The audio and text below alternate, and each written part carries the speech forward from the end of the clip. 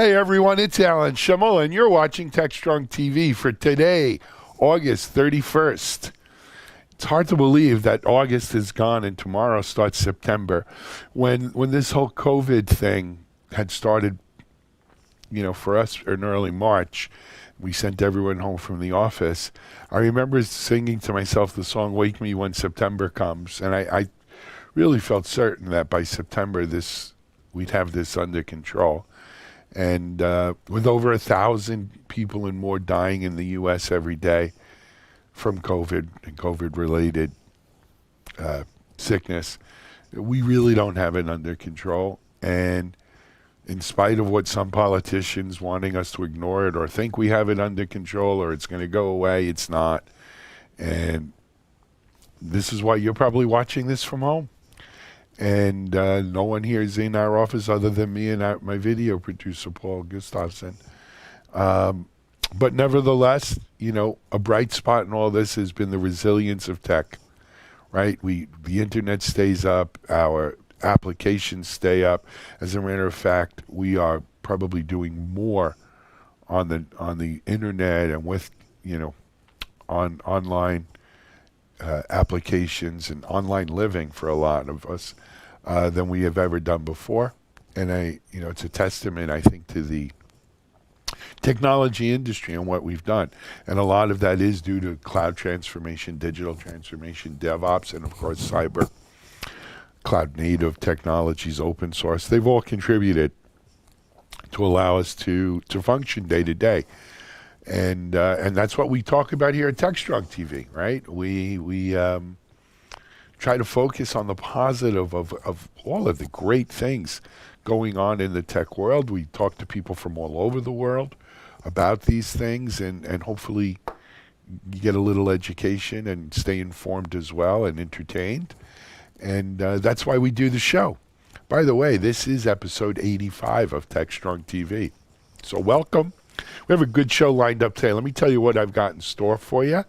Number one, we have an interview with Akash Tayai. And if I mispronounce, I apologize. But he is a cloud strategy leader at Deloitte.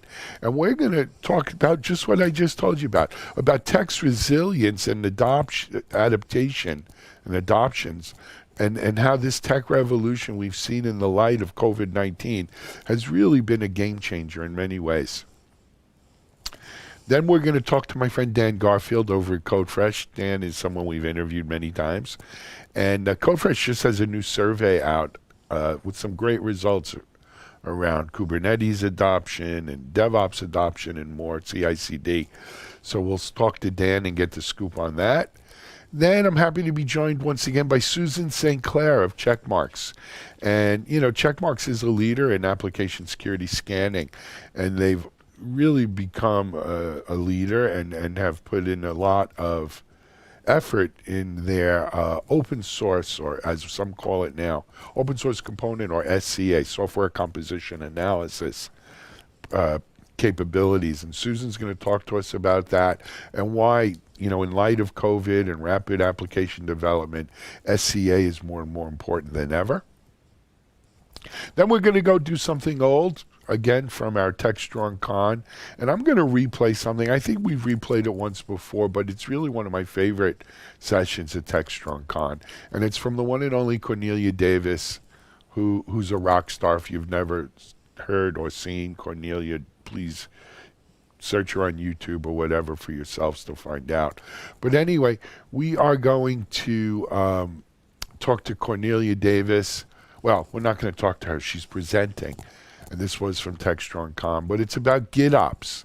And what is it and why is it important to you? And she's going to talk about the principles of it and how these practices, if you embrace them, can help you. So it's a bit long. It's almost an hour presentation, but well worth the time and a great presentation. After Cornelia's presentation, though, I will be back with the news later. And then we're going to hand things over to Charlene O'Hanlon, our managing editor. And Charlene has Larry Gordon, co-founder, CEO of XOps, on today about the importance of inclusions and diversity in technology environments. And it's not just in technology environments, but certainly we should start there. And then we have a webinar preview of all the great webinars we're doing at MediaOps this week by Charlene. And then I'll be back to hand things over to Mike Vizard. We have another channel roundup with Mike, and this one is with the StackRock CEO, where we discuss the challenges around container security. Then we have a Mitch, Analyst Corner with Mitchell Ashley, co-founder, CEO at Accelerated Strategies Group. And then after that, I'll be back to wrap things up. It's a great day in the MediaOps neighborhood. And it's a great day to have you with us on TechStrong TV. We're going to take a quick break right now for a sponsor's word, and I'll be back with our first guest. Join topic experts and peers for a Splunk virtual event. Observability to enable your digital initiatives. Are your apps and services distributed in the cloud, getting refactored as microservices, or becoming more complex? If they are, you must factor in observability. Observability is all your data to help you find unexpected failure conditions, explain why they happen, and resolve them fast. This event is about the challenges, opportunities, and best practices to successfully build observability into everything you develop, deliver, or monitor. Register today. Okay, as I mentioned at the top of the hour, our first guest today is Akash Tyal. He's a cloud strategy leader at Deloitte, and we're going to talk about tech resilience, adaptation and cloud adoption, and how this it's been sort of a new tech revolution over the last 6 months that was brought on as a result of the COVID-19 situation. And you know what? It's not going to go away when COVID is more under control. I think we're going to build off of it. And if there's a silver lining in all of this, this may very well be it. So here's my conversation with Akash Tyal. This is Digital Anarchist. Hey everyone, thanks for joining us on another segment here on TechStrong TV. Our guest this segment is Akash Tyal from Deloitte Cloud, of course part of Deloitte. And Akash, welcome to TechStrong TV. Thank you, Alan. So Akash, let's jump right into it. I introduced you as being part of Deloitte Cloud. Some people may be saying, "Oh, is that a competitor to AWS, or what is it?" And we think of Deloitte, of course, as this huge worldwide, one of the big four or whatever it is. But talk to us about Deloitte Cloud a little bit, Akash, and maybe what your role is. Sure, happy to. So, Alan, as part of Deloitte Cloud, we have actually created a practice called Cloud Engineering, which is part of our consulting team. And as you can imagine, we are as big of a consulting practice as we are an accounting firm. So we're a fairly sizable practice within the umbrella of Deloitte. And within that, cloud engineering has now started representing a significant portion of our consulting business. I personally lead the cloud strategy business here within the US, which essentially means any clients that are looking to start their cloud journey, sometimes restart their cloud journey because they got stalled, look at the financial and business benefits of cloud, and thinking about how cloud can really change the way they operate their day-to-day business. So that's kind of my role in the group that I lead. What a great role. You must be, you're probably talking to dozens and dozens of organizations. And I know many analysts that would love that catbird seed into, what multiple organizations doing, because look, so many of our audience out here, they're worried only about one organization, right, and what they're doing in cloud. But to be able to look across a horizon of dozens or multiple, it really gives you a much broader view of what's going on.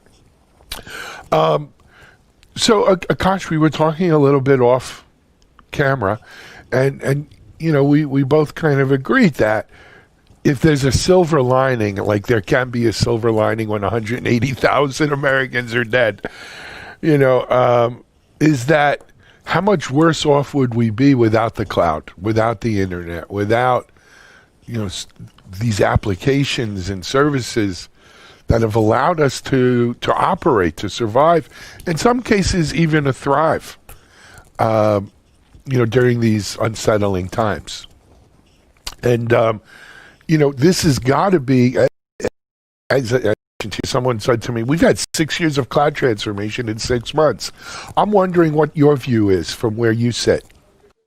Absolutely, I 100% agree. In fact, we were doing a survey with the hundreds of organizations we support, and the question was, what has really helped you drive and accelerate your digital transformation?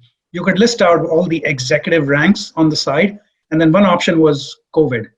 And guess what? COVID actually, hands down, was the #1 reason that actually drove the digital transformation, because it's the way your employees, your customers, your partners, everybody interacts with you. We just had all of that get changed on us since March of this year, especially here in the US, right?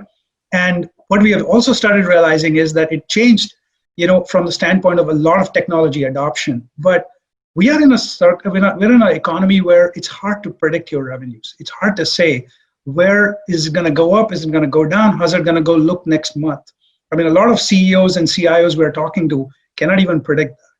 And if in that economy you are creating, you have an IT environment that has a huge amount of fixed cost, a huge amount of sticky cost, you can't survive that with that level of cyclical behavior and revenue. And hence, cloud is a savior in that sense, because you really can move towards a consumption-based and a direct linkage to your revenue cycles, and actually can get into a lot more of non-sticky IT costs by leveraging cloud. No doubt about it. I think one of the things, and I think to a certain extent, as time has gone on, maybe this perception has changed. But I think early on, when you spoke to a lot of executives about their cloud transformation, it was, oh yes, we have to do it right now because everyone's working from home, and we have to transition to that. We've got to get rid of sort of, server closet type or our own data center type applications, or we don't want to get rid of them, but we need to hybridize them more with more of them available over the network and via the cloud. But there was always a but, right? And the but was, maybe by September, by August, by Memorial Day, July 4th, Labor Day, pick your holiday, right? We're going to go back. Like as if somehow, you're going to do some sort of technology cha-cha, 2 steps forward, 1 step back. But that's not the way, I've been in technology 30 years. That's not the way technology goes. It never goes back. It does. It's like time. How they say time can only go forward. You can't go backward. I think it's the same thing with technology. I'm interested, what are you seeing in there? Yeah, no, I agree. The way we have been thinking about this, and this isn't different from a lot of other crises from the standpoint of how organizations have reacted to it. So if you actually put it under perspective, in any kind of crisis, typically you will see people first respond, meaning let's just get back on our feet. Let's just make sure we have connectivity back. We have people who can remotely connect and do their day-to-day jobs, right? Then you get into a bit of the recovery mode to say, all right, if unfortunately, if this becomes the norm, how will I make sure that I can sustain this?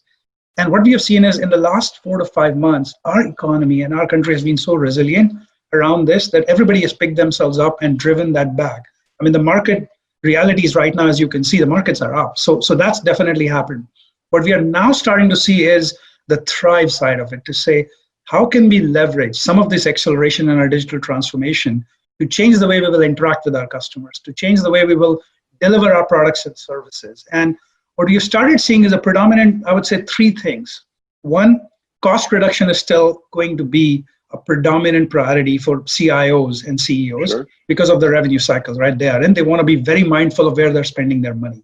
So while in certain parts, they will look to drive cost reductions, what they are also trying to do is take it in a very deliberate way to take that reduction funds and put it to use on the digital transformations, whether it is providing customers different ways of interacting with your company, providing online channels, mobile channels, and all of that, obviously all enabled by cloud.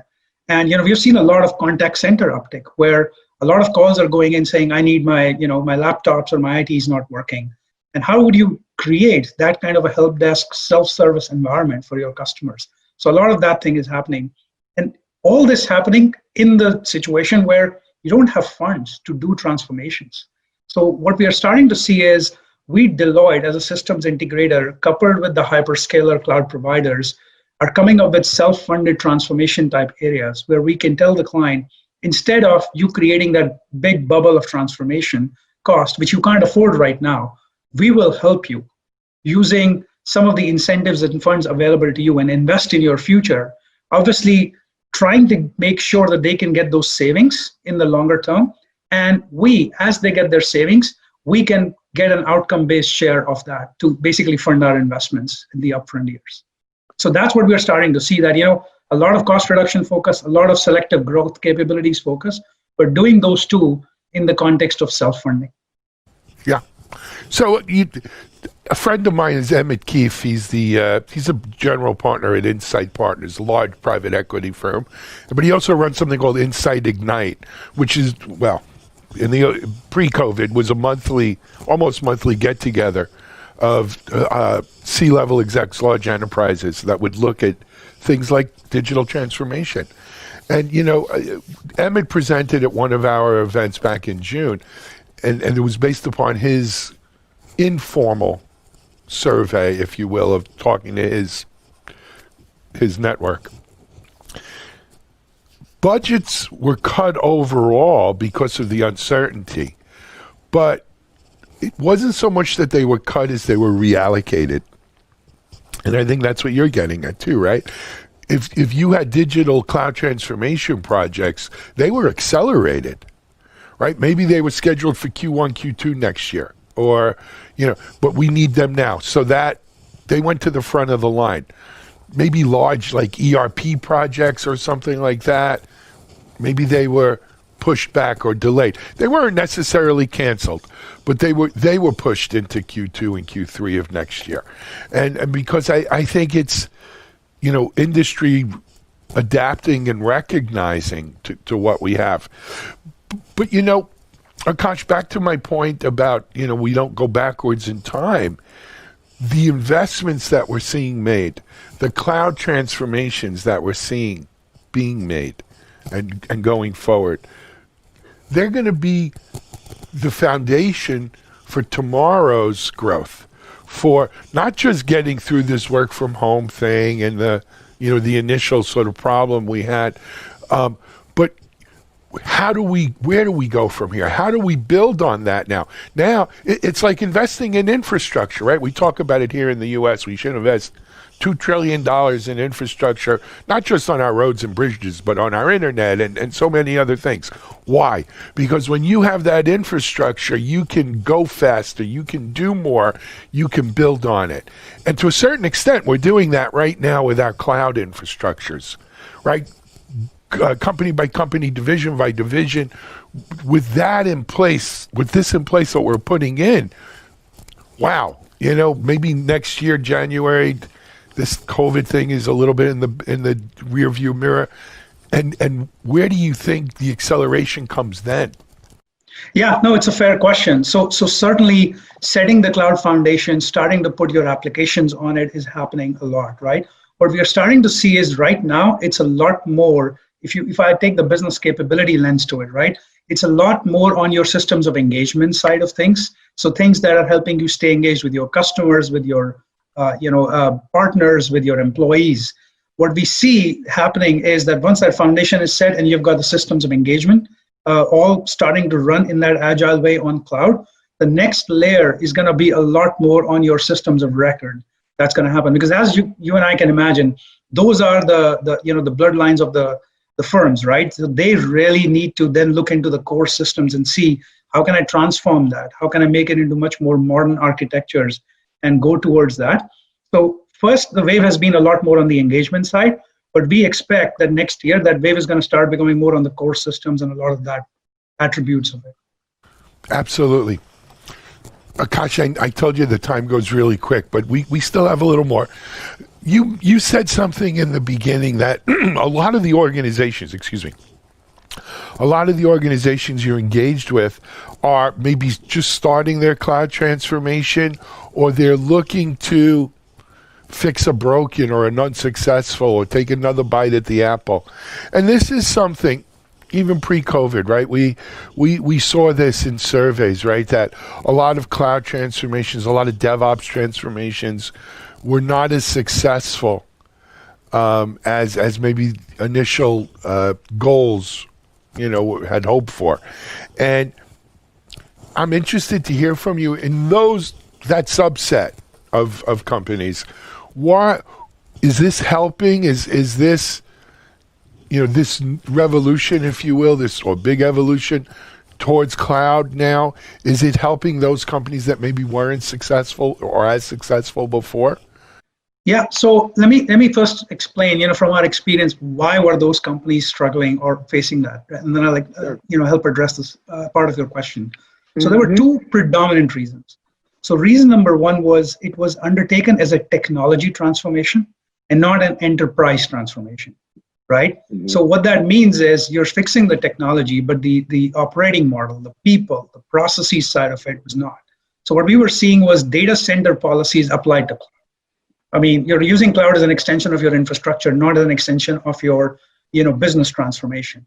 And that's where we started seeing a lot of stall happening, because at some point in time, business started asking the question, well, are you changing just the plumbing for me? Or are you actually delivering something more than that, right? So that was number one issue. Number two was, while these things were happening, cloud is basically on-demand technology delivered to you.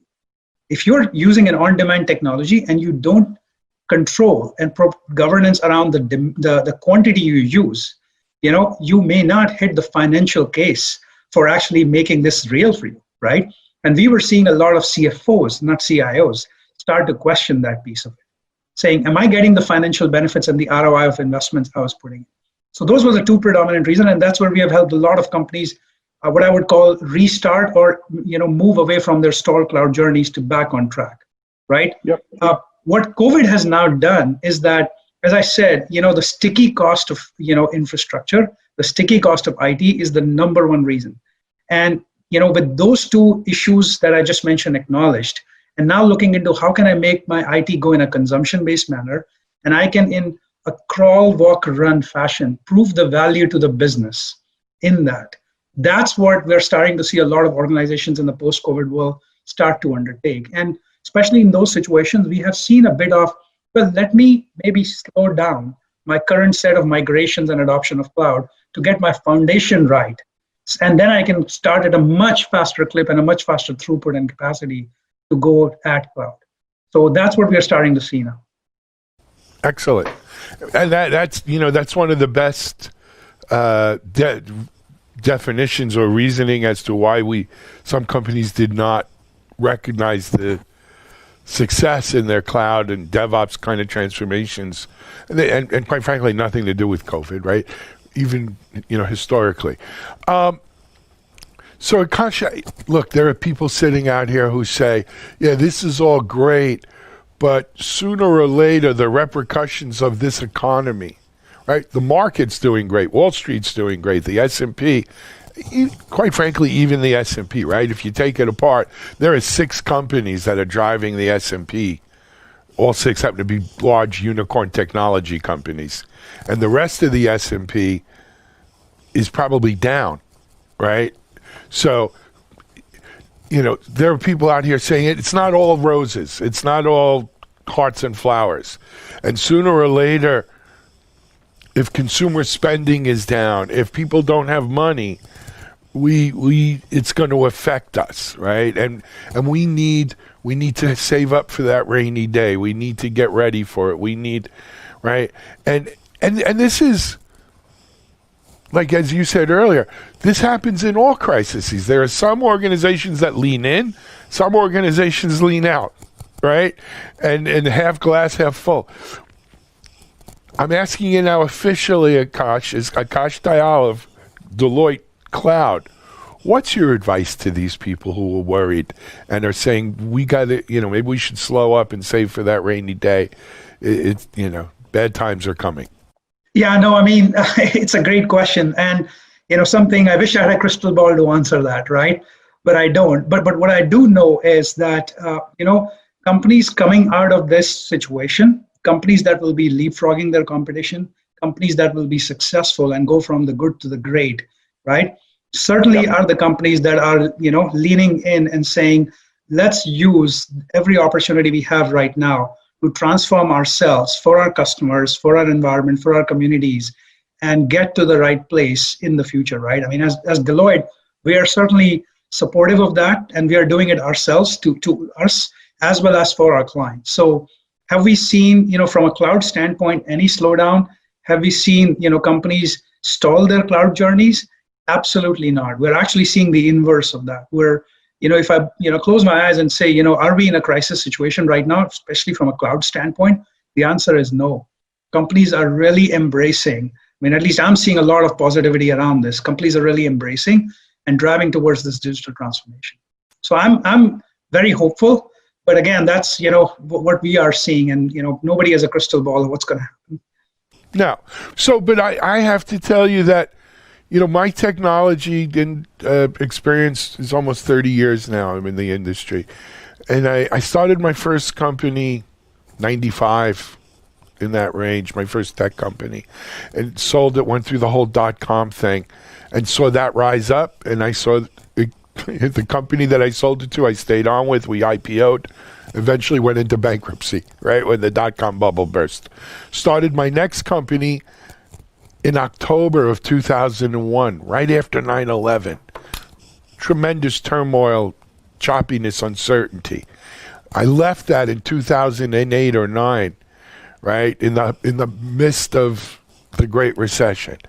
Kind of took stock of where everything was, and in 4 years later, I started what became Media Ops, or what is Media Ops. So I'm a big believer that in uncertain times like this is when the next generation of success is born. Right? I think it's almost easier it's like a new growth forest. When some of those old trees get taken out and the sun can come down, it's great. It's easier to grow. We're almost out of time, but I have one more kind of topic I want to, and it's a different one than what we've spoken about. There are people out here watching our show from around the world, and a lot in the U.S., a lot in Europe, Asia, which is pretty much a lot of part of the world. But anyway, they say, you know what? Akash sounds so on point. These guys at Deloitte Cloud, they understand what's going on. I wish we could bring a Deloitte Cloud in to help us with our transformation, but we're not big enough. We're not a Fortune 500 company. That's a big guys kind of game. What's your advice to, let's call them small, medium enterprise out there, right? Is there a place for them to engage with Deloitte and try to, pick your brain a little bit and try to leverage what you guys are seeing and learning and doing? Absolutely. In fact, we have actually created a whole market offering around mid-market and, smaller firms, and we do support several of them. So, we Deloitte definitely have that offering, and we do that. In fact, we're seeing a lot of smaller firms and mid-market firms a lot more nimble because, they just don't have the sheer size and scale and the diversity of their portfolio to survive a crisis like that. And that's what we're seeing for them. This is the only way to survive, and we're working with them and supporting them. Excellent. Akash, I know you need to run. You know what? For people who want information on Deloitte Cloud, where should they go? Well, they can contact me. Deloitte.com is the best place to go, and you can submit a request through that, or personally contact me. Fantastic. Akash Tayal, Deloitte Cloud, our guest here on TechStrong TV. Thanks for joining us. This is Alan. Thank you. This is Alan Schimmel. We'll be right back with our next guest.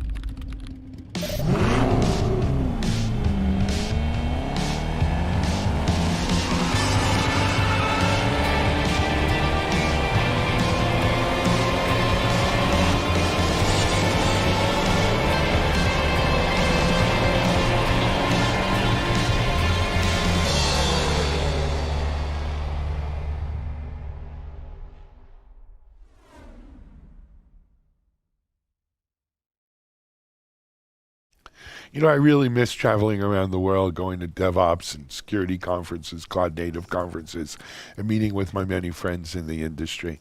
One of those is Dan Garfield, who's from Code Fresh. Dan always has great information, relevant facts to bring us, and I usually look forward to meeting with him at conferences.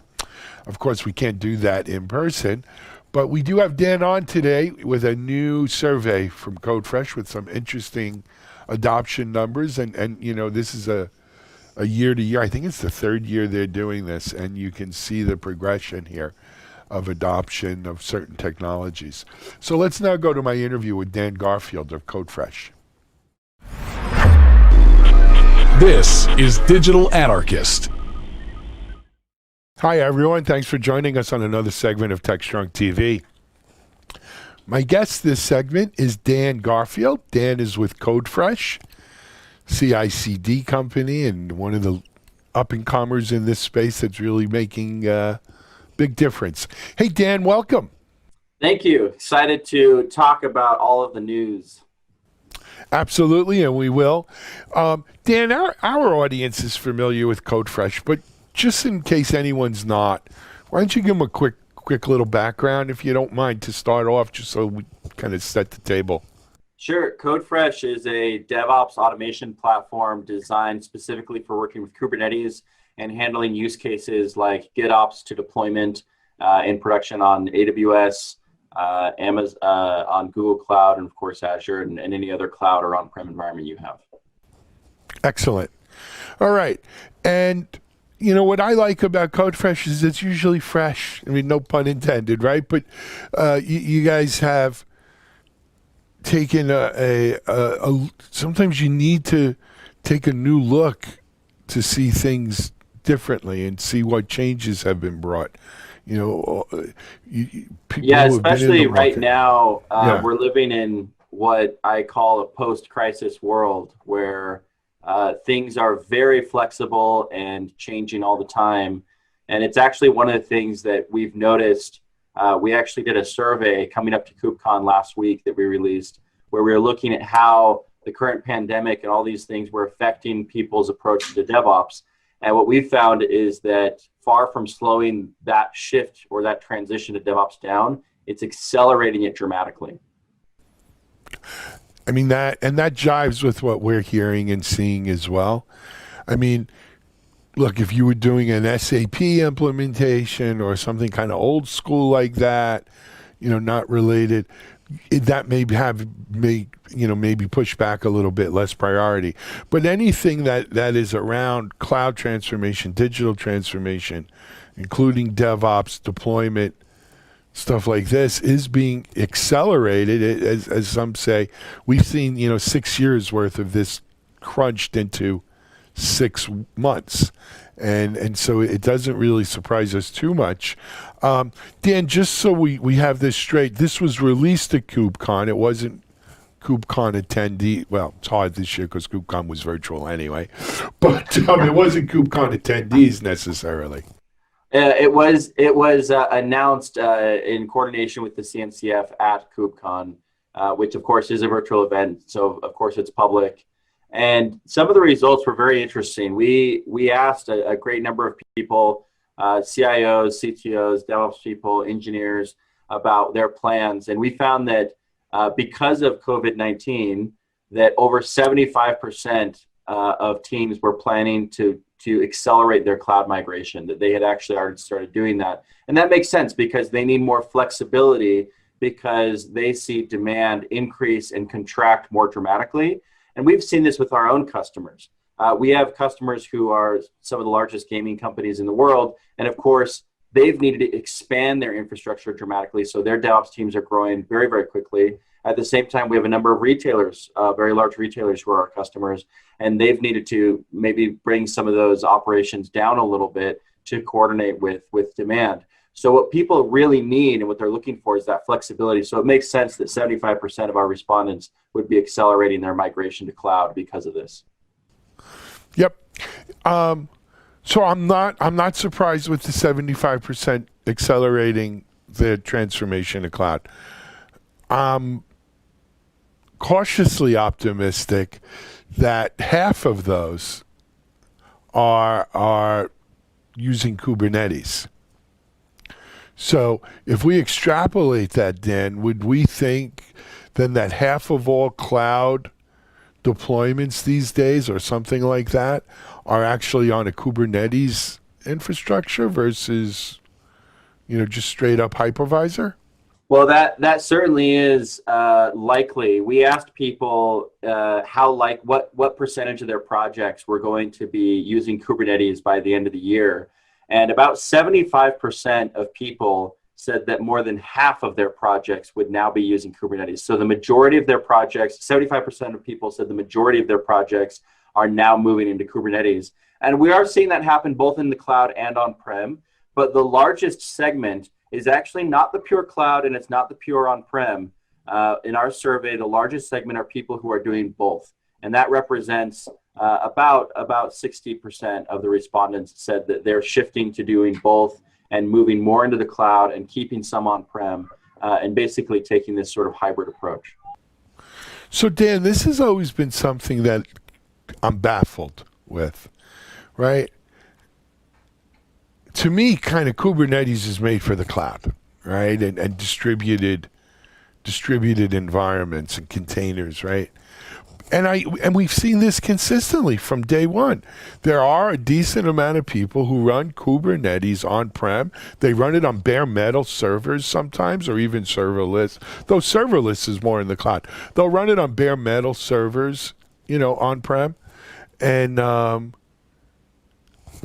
don't get it. I mean, what do you guys see there at CodeFresh? I mean, do you really see that many, on-prem deploy, even in a hybrid situation where some's on-prem, some's up there? What's being deployed on-prem and why? Yeah, that's a great question. And to kind of go back even a few years, if we look at where people host their code, if you're Apple, are you going to allow someone else to host your code for you in your repositories? Like, what would the insurance premium need to be on your provider in order for them to host your code for you? So there's just a lot of cases like that, and even financial institutions where what they do is, it's a bit like the language wars. If you go back 10, 15 years, every company had their own language. They were like, oh, we're a .NET shop, we're a PHP shop, and Facebook famously was a PHP shop, right? And that's gone away in favor of people using the language that best fits their needs. And we're seeing the same thing happen with infrastructure, where people are saying, actually, there are some things that we feel like are better for on-prem, and maybe they're secure things, or maybe they're hosted services that are only meant for their internal usage, or those kinds of things. And at the same time, there are a bunch of use cases that are much better suited to the cloud. And so people, rather than being sort of infrastructure maximalists and saying, oh, we should always be this or we should always be that, they're just saying, let's just use the best tool for the job. And sometimes that is something on-prem. And at the same time, you brought up, is Kubernetes really that useful on-prem? And in fact, containers are much more useful on-prem because you can get tighter packing of your infrastructure. So where you might have deployed a fleet of machines, maybe you can reduce that by 30 or 40%, because your workloads are able to be distributed more evenly and more quickly across that infrastructure. So it actually does reduce costs of the on-prem hosting too. Interesting. All right. I mean, we'll have this discussion another day, because I would make the argument that there's very little you could do on-prem that's not more secure in the cloud and not more scalable, and that the amount of money cloud providers put in to keeping their systems up, running, and robust dwarfs any amount of money, maybe other than let's say the Fortune 50, right? If you're a Fortune 50, you got that kind of resources to duplicate it. Beyond that, I don't think you can duplicate it, but we'll discuss that another day. Let's jump in on the survey. What else do we have here?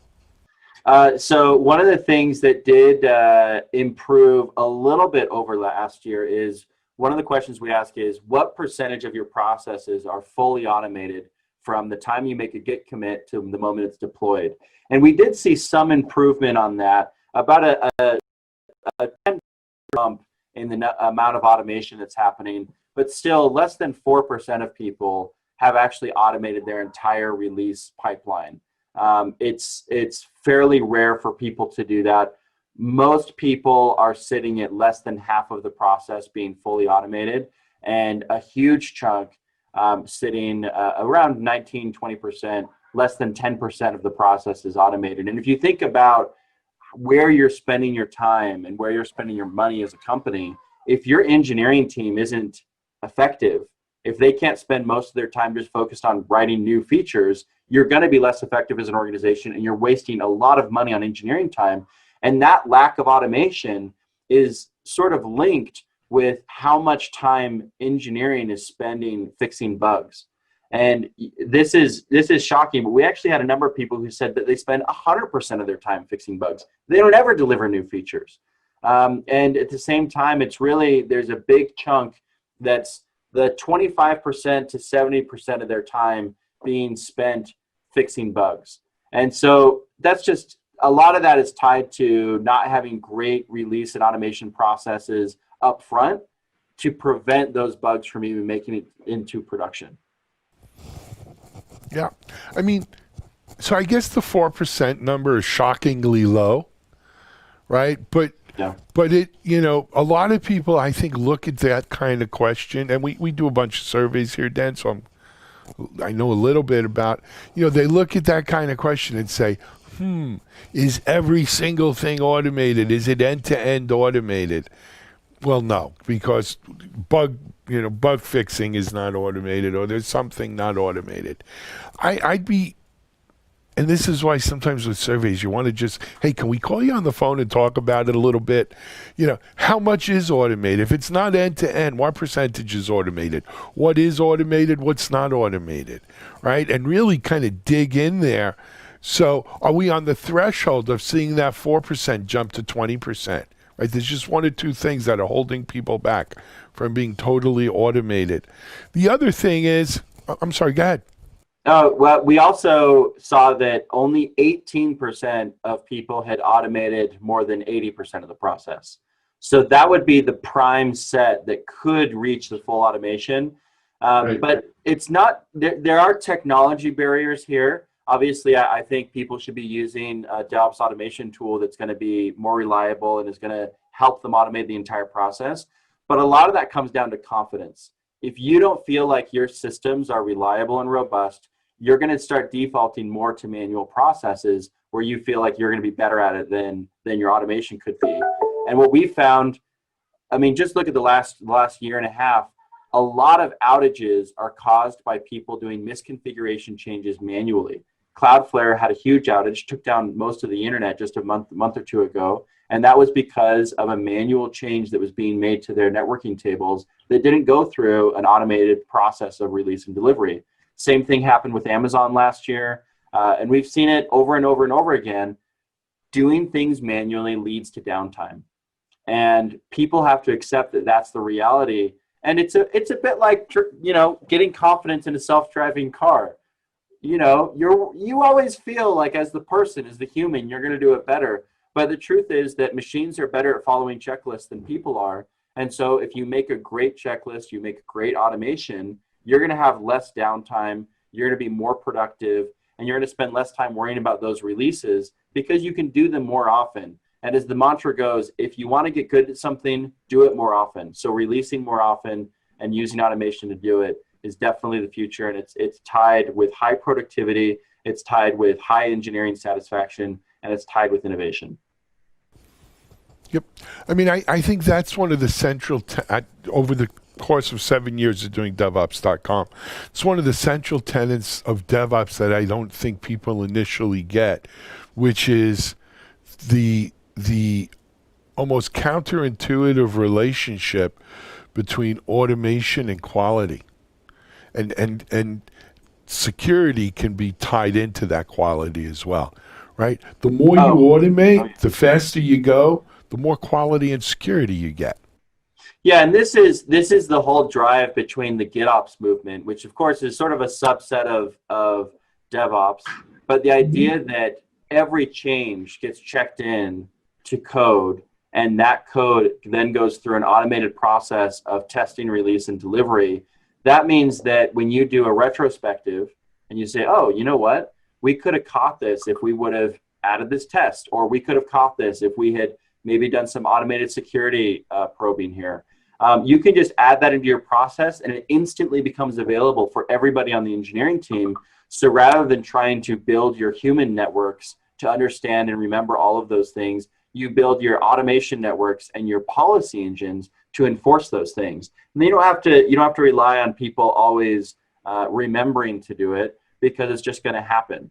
I remember just a side note, when I was a kid, I went and took a tour of a local airport, and they had this airplane was coming in to land, and the air traffic controller said, oh, we call these doctor killers. I said, why do you call these things a doctor killer? And he said, because doctors are so smart that they don't think that they have to follow checklists. So they don't bother to lower the landing gear, and so they crash the plane when they try to land it because they don't have any landing gear. Checklists make us work properly, and automation is the best way to do it.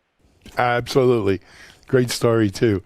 You know, I agree. I think I'm going to leave it at that. Just I agree 100%. Let me ask you another question though. Do you think there are some organizations, not because of tools, but because of culture? So you know what? We don't want to fully automate our deployments, right? We, for whatever reason, culturally, just, you know, that's not who we are, what we do, and how we do things here.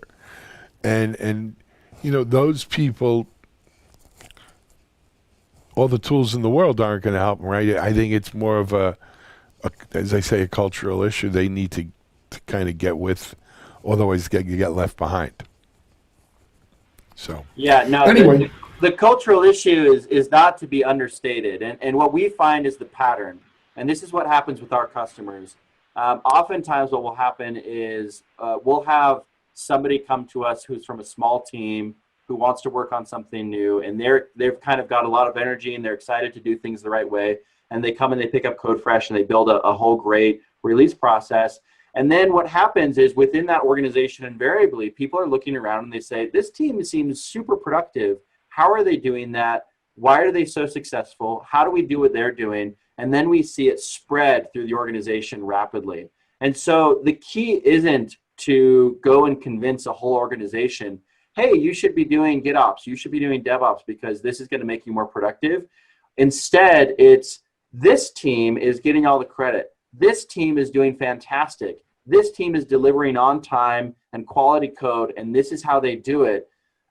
You can emulate that, or you can wait to be replaced, because that's in the end what's going to happen. If you see those teams moving and they're all getting more effective, you're going to want to join in and be part of that transformation.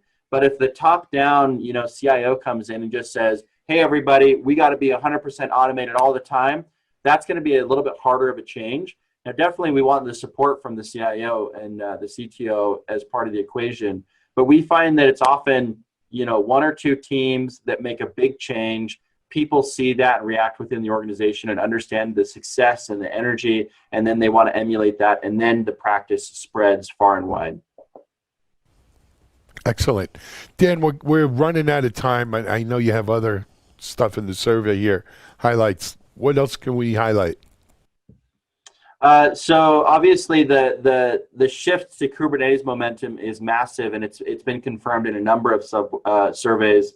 The fact that over 75% of people are going to be using Kubernetes for the majority of their projects is a huge transition from just a couple years ago, where it was maybe 5% of projects, maybe 10% of projects. Wow. So Kubernetes definitely is becoming the standard and the de facto platform for deploying infrastructure. And so we think that by in the next 2 years, you're going to see that increase even more, so that people are doing most of their projects, 80% plus of their projects on Kubernetes. And it just makes sense. It's a great platform. It makes doing GitOps and infrastructure as code much, much easier. And that's something that people often misunderstand. When you ask people why they're using Kubernetes, it's not scalability, it's not reliability, and those things which are really strong for Kubernetes as a platform. It's always developer productivity. we think that if we have this wonderful way of creating all of our applications as code, our infrastructure as code, and we can do GitOps, it's going to make our engineers more effective. That's why we're adopting Kubernetes. So all of this goes hand in hand. Kubernetes adoption going up makes DevOps adoption go up, makes GitOps adoption go up, makes people deploy more often and have fewer bugs. It's all about that level of automation and nearing to 100%. And so that's where the biggest shift that we expect in the next 2 years is going to happen, is going to be in increasing the amount of automated processes and policies that people use to make their engineering teams fly. Great stuff, man. Dan, we got to wrap up, but for people who want to jump in and get more information on this survey, where can they go? Go to codefresh.io and just check out our blog there, where we have the top post right now is the survey. And feel free to check us out on Twitter at codefresh. And of course, we post results and excerpts from the survey and other things there. Excellent.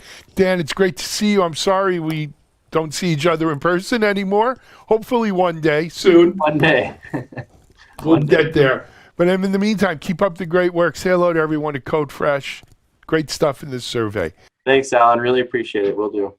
All right. This is Alan Schimmel for DevOps, for TechStrong TV and DevOps.com with Dan Garfield from CodeFresh. Thanks. We'll be back with our next guest.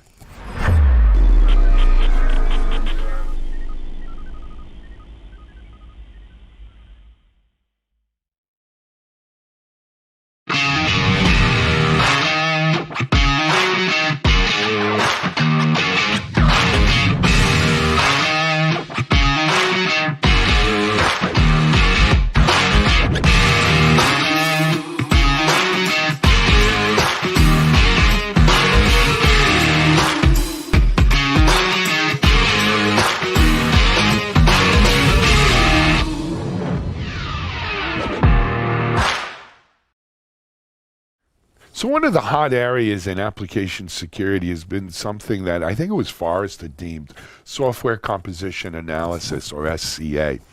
Checkmarx has been a leader in AppSec now for probably 7-8 years, and I think at one point they had OEMs, someone else's SCA, then developed their own in-house SCA tool, which has gotten better and better and is now one of the leaders. We speak to Susan St. Clair from Checkmarx about SCA and how in these times it's becoming increasingly important and critical, in fact, to make sure that your open source software is both compliant from a license point of view, safe from vulnerabilities, latest editions, etc. So here's my interview with Susan St. Clair from Checkmarx. This is Digital Anarchist. Hey everyone, it's Alan Schimmel, and thanks for joining us on another segment of TechStrong TV. My guest for this segment is Susan St. Clair of Checkmarx. Susan, welcome back to TechStrong TV. Nice to have you here. Very happy to be here. Thanks for having me back. Okay, Susan, we're going to launch, into our topic for today. But before we do, I'm sure most of the people in our audience are familiar with Checkmarx, but there might be some who aren't, right? Maybe you've never heard of Checkmarx before. That's CheckMarx, Checkmarx. But why don't, Susan, give them a quick primer background on Checkmarx. Yeah, sure. Thanks. Happy to do so. So Checkmarx is a application software security software provider. We focus on providing AST solutions for pre-production primarily, so static, IAST, SCA, open source, and fitting that into development and DevOps tool chains. Yep. It was dynamic scanning too, correct? Right, with the IAST. You're right. Yep. Just want to make sure we don't leave anything out. And Checkmarx has actually been at this longer than most. I mean, I remember first being involved with Checkmarx. It was our first DevSecOps at RSA, and it had to be 6 or 7 years ago, maybe. And, no numbers there. Okay. All right. But you're right. We have been in the game for quite some time, starting with static, and then slowly kind of expanding our portfolio with, again, some of the new and up and coming things that application teams are struggling with, the dynamic, the open source, and I did forget our e-learning, so security focused e-learning platform as well. Very cool. So, Susan, one of the areas that Checkmarx has really made a big push in, and you're one of the primary leaders there on this, is in the area of open source security, open source security scanning. And when we say open source security scanning, we mean scanning of open source code within applications. And today's applications have lots of open source code in them. So it's well worthwhile. And some analyst firms have given this the name SCA, software composition analysis. But really what we're talking about is open source scanning. Of course, we're sitting here in COVID. Well, no, we don't have COVID, thank God. But we're sitting here in this environment where COVID has so drastically changed the way we're building our software, where we build them from, what tools do we use, how fast do we need them built. Have you guys seen it? How has this played out in regard to open source, in regard to open source security? Sure. Yeah, and I think just like we were talking before we started recording, again, the pressure is really on to do more faster, right? So, you were saying that, you're seeing, and we've seen it too, where CI/CD, DevOps, automation is really a big push for organizations. And how that relates to open source is that, again, as you mentioned just a second ago, we see more and more open source being used in applications, both as a way to, again, why recreate the wheel? Let me just use something that's already been created. So as a way to kind of jumpstart or deliver faster. But we're also seeing now that because open source comprises such a large amount of applications that we're developing and that we are producing, we now need to make sure from a security point of view that those are secure too.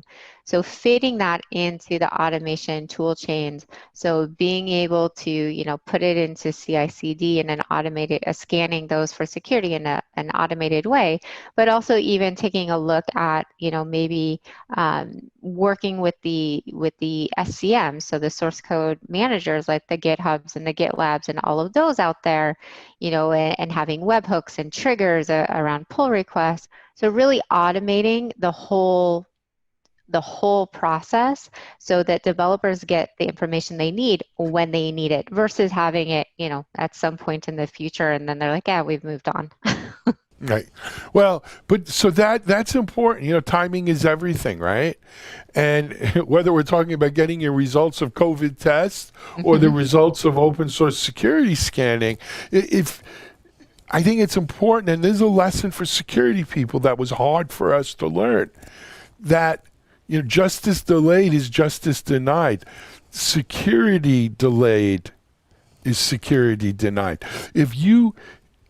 Developers are not going to stand around not doing nothing or not deploying software because it's taking you time to sign off on it, right? If you can't get your tests done in time and show what needs to be fixed or not, the train leaves the station and they deploy, and then you got to deal with it after the fact where it's 10 times or 100 times more expensive and costly to fix these things.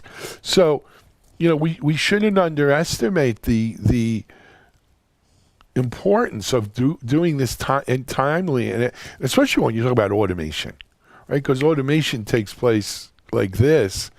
So you can't have a whole automated process and then a manual software security test, open source security test. It doesn't work well with that. It doesn't work well. And you're right. I think this has been an adjustment. And I think one of the things that COVID is doing is that, we in the industry, we've been talking about this forever and a day, right? You know, making it a part of a normal delivery, automation, whatever process. But COVID has really pushed us to do that. And again, I think at this point, integrating into CI/CD in a smart way, hopefully we've all moved to that as a need, but now even shifting further left, so working again with those source control repos and being able to automate on developer-driven events, again, the commits, the pushes, and actually putting results into those places for developers to look at versus within a security tool, within, you know, some other thing that isn't part of their ecosystem. So that, I think, has been a big change in terms of, again, really kind of getting into that ecosystem and working with the webhooks and the apps into those and all of that good stuff. That I think has been a fundamental change, and I think COVID is driving that. Not that it didn't happen before, but it's again, it's accelerating that push.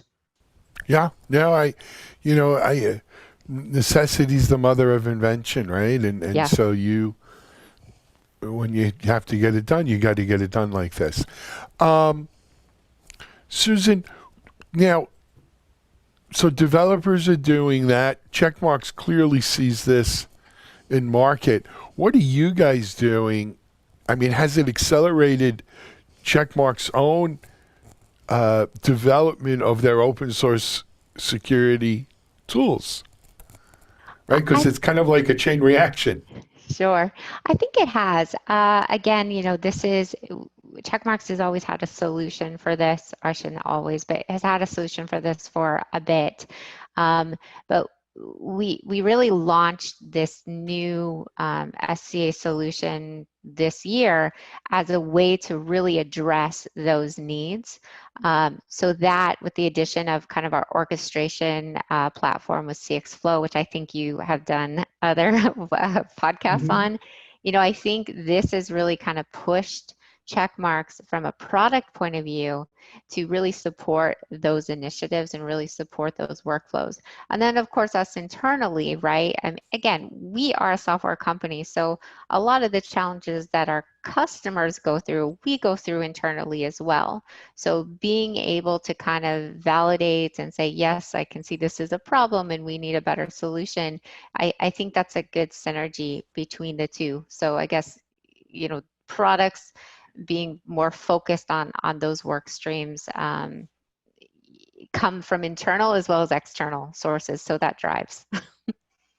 Absolutely. One of the things that I always think about around these subjects, though, Susan, is right, as we, and I think we're getting there, we transition to this new normal environment, right?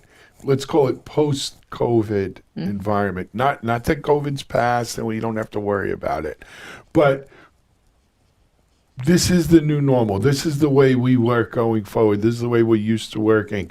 60% of us don't go back to the office. You know, so all of these things flow from it. What sticks, right? Do we start saying, hey, man, you know what? We had to use a lot of this open source because we had to get this stuff out, but we really need to rethink this now. And you know, do we change the mix a little bit, or you know, this is the way it is now. We just go forward with it. I know things won't stay the same because that's not how life is, right? We're constantly changing. What do you think? That's a tough question. I tend to think that when things change and they're successful, they stick. So we're seeing like the acceleration with digital transformation. We're seeing more automation. We're seeing this push where developers take more ownership, if you will, of open source security. So I think that will stay. Where I think maybe the caveat is where maybe it shifts a little bit more towards custom development versus using open source is maybe, you know, again, if we don't take security seriously and then we see a lot of consequences to using it, right, from a business point of view. So then that kind of drives back, and people pull back and say, well, maybe we shouldn't use that latest Apache, open source component that, we were. Maybe we should own that ourselves. But I don't think it's going to switch all the way back. I do think that this is a trend that's here to stay. Agreed. Susan, I was talking with a friend of mine. It's one of our writers here at Media Ops, and he's been covering the security scene for 25 years. And we got into a tiff because, I told him that today's applications are so heavily dependent on open source, and even the code within the application is majority open source. And that set him off on a frantic Google search for metrics, right? And he came back to me, this is all over Messenger, not in person or anything. Came back to me, so I found the numbers. That's only true for internal applications, right? So in other words, applications that are developed for our internal use in the organization, we tend to want to put those together quick, down and dirty, and we cobble together a lot of open source stuff, and that's how we get this application out. But that kind of public-facing applications, commercial software, whatever you want to call it, is not predominantly open source. What do you think? I think this would be an amazing conversation to have, but I think it does vary by industry. So you will see certain industries that are more open to open source or not, right? Like I'm thinking more manufacturing, just because of the technologies they use, perhaps not so open source heavy. I don't know that as a general rule that it's internal versus external. I think that if you went to some of these external commercial facing applications and you asked them for their inventory list, you would be surprised in terms of the open source components that they're using. Because it's not something, I think, as a vendor that you just naturally disclose. But I can speak from just a Checkmarx point of view. We absolutely use open source components in our technology, and we sell it. So that's the way it's always been, though. I mean, look, when I co-founded Still Secure, and we did intrusion prevention and vulnerability management and then network access control, everyone was using the Snort engine for IDS, IPS, right? The Marty Roche and the SourceFire guys, Nessus and the forks of Nessus as a vulnerability scanner, still being used today in some places. There was Clam AV, was the open source AV. So many companies had this kind of stuff. Nmap, another scanner under the hood, right? They were under the hood, packaged in with a commercial interface and stuff, and off you went. And that was security. I mean, I think it's the same across the board, but like you said, that is a great topic for another discussion at some point. Maybe we can that would be more fun over in person versus over Messenger, but still fun. Absolutely. Susan, we're almost out of time. What else can you anything else you want to share with the audience? No, actually, just kind of as a follow-up to that last one, I think,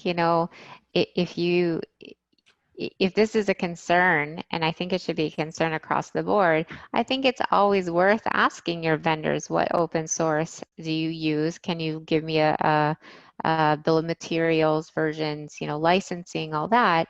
And then what kind of security tests did you do to make sure that those are good? I mean, we assume that we do good vetting when we purchase software, but it's a good question to ask so you understand the risk that you might be exposing yourself to. Excellent. We didn't mention, Susan, for people who want more information on open source and Checkmarx products, where can they go?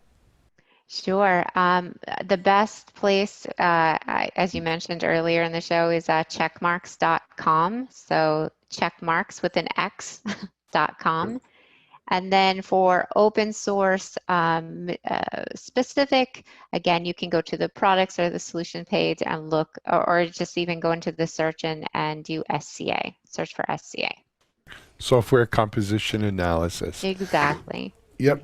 Susan St. Clair, Checkmarks, thanks for joining us on TechStrong TV. It's been always a pleasure to have you on.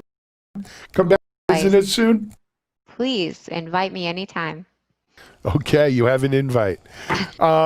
Hey, this is Alan Schimmel, TechStrong TV. We're going to be right back with our next guest.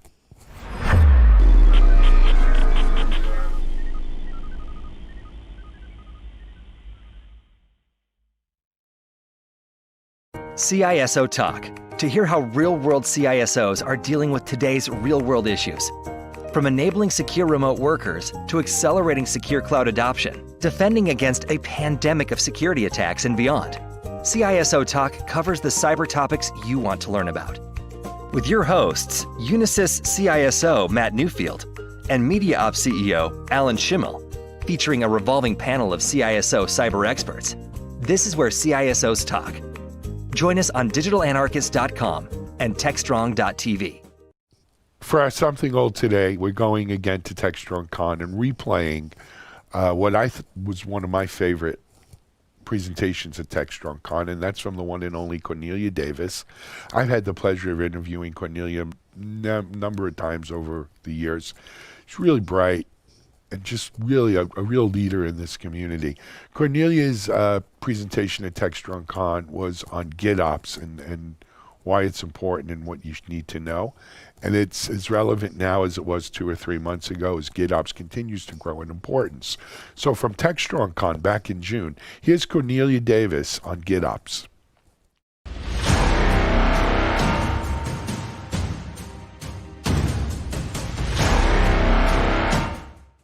Hello, everyone. Thank you so much for joining us here at the TechStrong Con. It is so great that in spite of these times where we are all sequestered at home, that we have the opportunity to get together this way and share ideas and collaborate in spite of the challenges that we're faced with. And thank you so much for the TechStrong team for making this possible. I'm so delighted to be here, and I'm looking forward to chatting with many of you in the Slack channel behind the scenes. So what I want to talk about today is GitOps. Yes, if you have your buzzword bingo card out, you can go ahead and fill in that square, because GitOps has definitely become a term that is buzzword bingo worthy. But what I want to do today is I want to really talk about what it is, and more importantly than that, what is the value that it can bring, the business value that it can bring to an organization. So let me set the stage to start.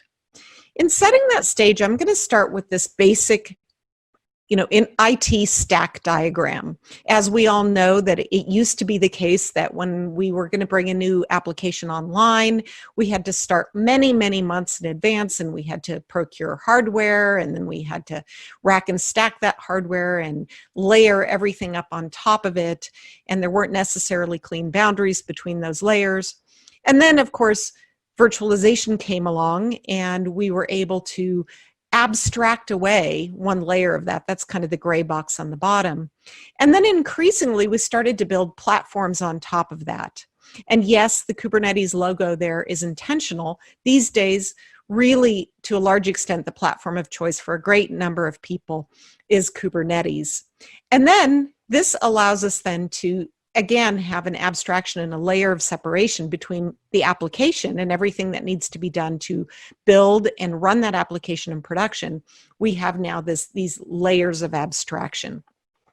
Now, if we assume that kind of basic structure with these basic layers of abstraction, let's think about the developer and operations lifecycle for software.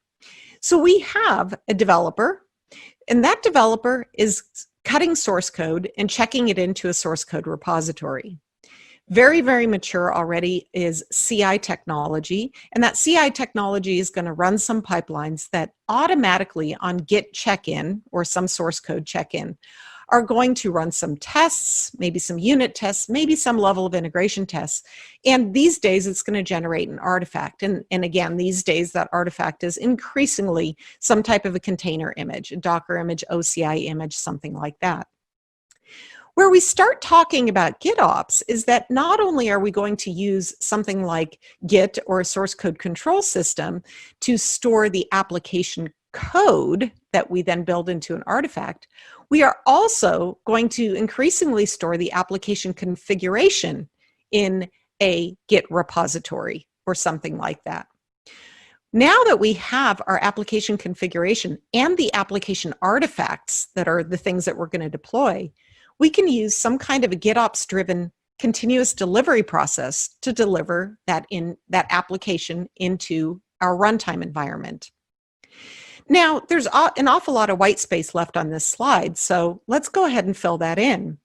As it happens, this process that I'm talking about lives over on the platform side as well, so lives beneath that application layer, application abstraction. So when it comes to managing the platform, and it's become very, very common for us to talk about managing platform as a product, just like we manage applications as a product.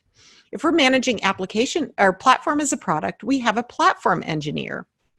Now, if that platform that they're managing is Kubernetes, we also have developers of Kubernetes. So we've got Kubernetes contributors that are checking code into a source code repository. There's a release process, there's a CI and release process that goes through, does the testing, integration testing, generates the artifacts. Those artifacts themselves make up a Kubernetes cluster. So we've got a whole bunch of images that make up the Kubernetes capability. Now, when it comes to making Kubernetes available in your organization, your platform engineer is going to make the decisions around the configuration of Kubernetes, and they're going to store that configuration in a Git repository. Now, what we're going to do is a GitOps-driven continuous delivery process to deliver that actually into the infrastructure so that the platform gets established. But it goes beyond that as well. It's not only the core Kubernetes, because core Kubernetes doesn't really have enough to support the application tier above. We need all sorts of other components, and those components are being built by a component developer. So those are components like Prometheus, Grafana, Flux, Weave Cloud, WeaveNet, some of the products that my company works on, and I'll talk more about that in just a moment. Now, that component developer, of course, is following that fairly traditional CI and release process, checking their source code into Git repository. And of course, because we're targeting Kubernetes here, that release process generates, a whole bunch of OCI images that have things like Prometheus, Grafana, and those types of things in it.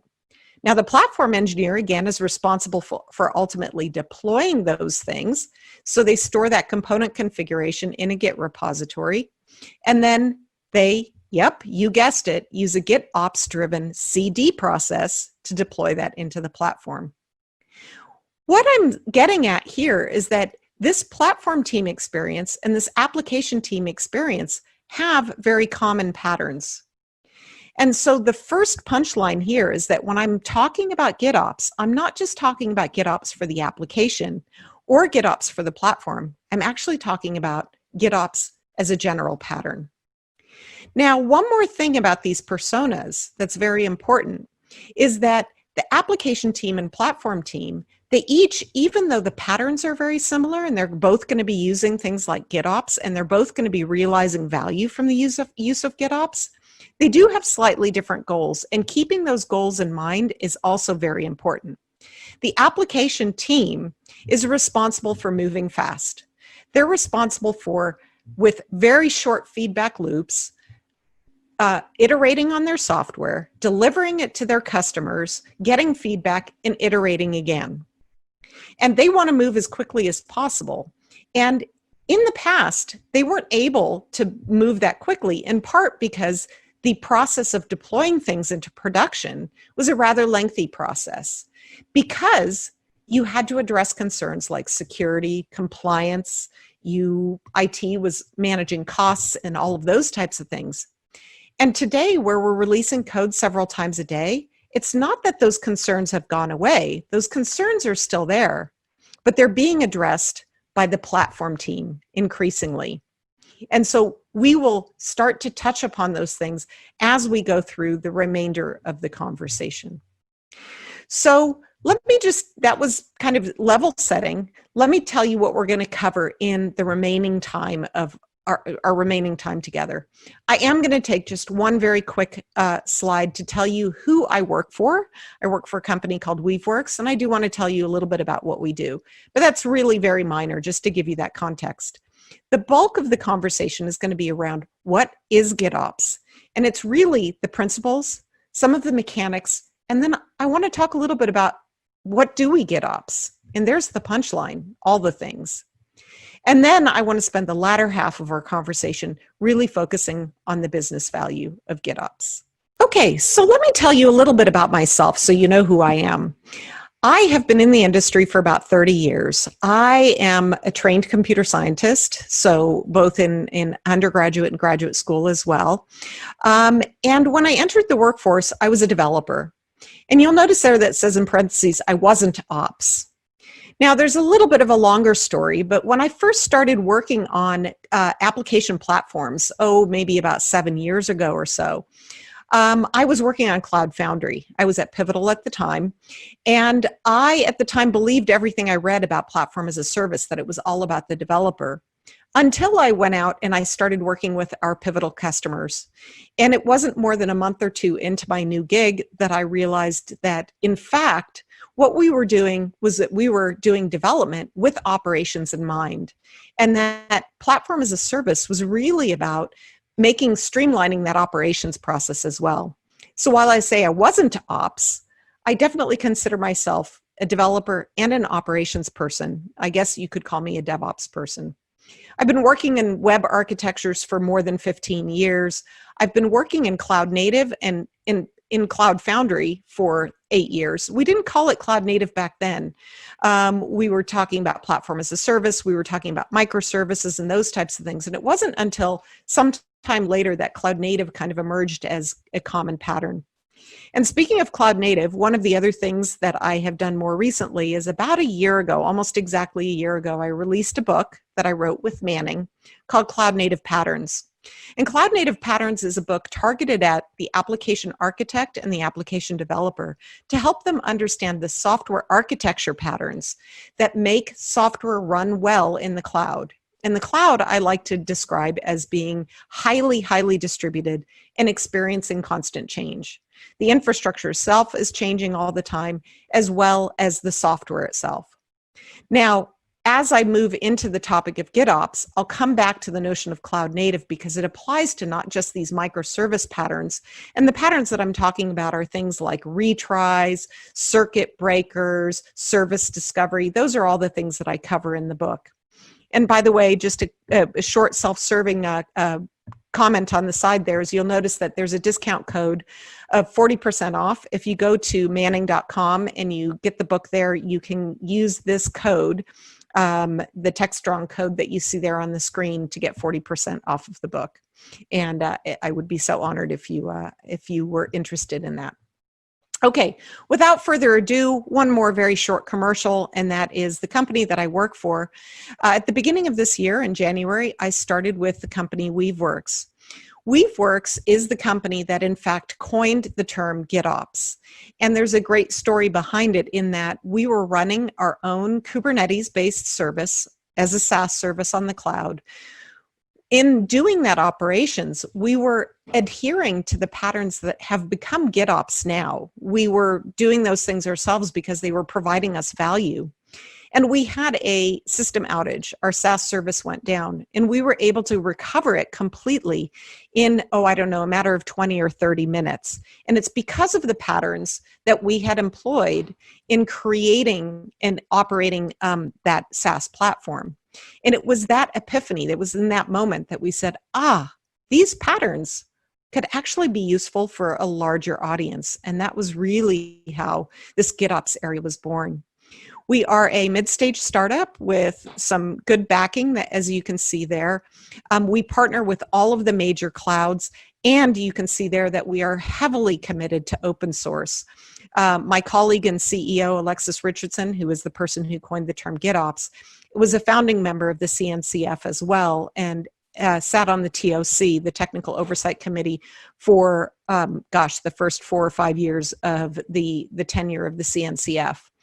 We also have lots and lots of projects that are out in the open source, everything from the interface to EKS. As I said, we partner with companies, as well as some key components for the GitOps, things like Flux and what we call the Helm operator, as well as some of the components that you can use to run your workloads and run your clusters particularly well, things like Cortex, which is a scale-out Prometheus service, and so on. So enough said about that. What I want to do now is jump into the main program here. And we're going to start out with, what is GitOps? So one of the definitions, the main definition that we use, is that GitOps is a set of modern best practices for deploying and managing cloud-native infrastructure and applications. And under cloud-native infrastructure, we include cloud-native platforms as well. So this is all about using a set of best practices and some tooling, and we'll talk about that tooling, to support the operations of everything in that stack that I showed you earlier. In short, what GitOps is cloud-native operations. So just like when we started building microservices and we needed a set of cloud-native patterns to help us manage those microservices, now that everything wasn't in one process, we had to deal with things like service discovery and retries, because we know that the network is flaky. So we know that we need to compensate for that.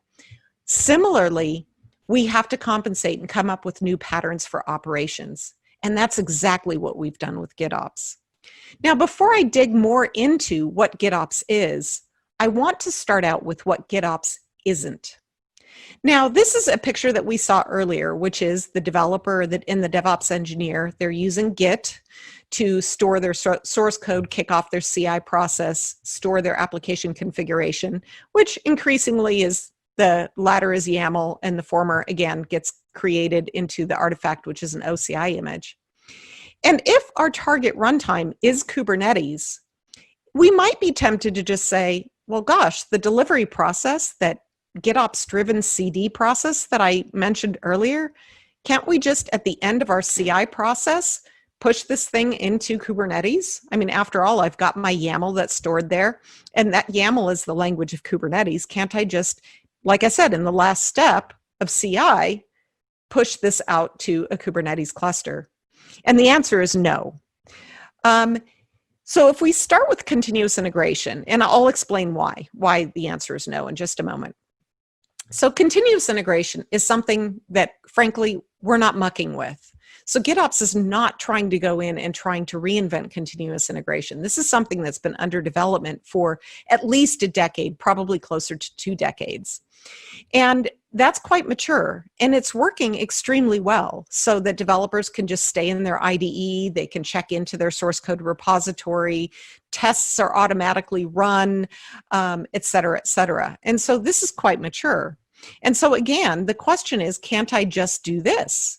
Can't I just, after I've checked in something into GitHub, do a deploy, and as a part of, after doing that deploy, do the test, get the feedback into the IDE, and so on? And again, I've already said no. Well, why is that?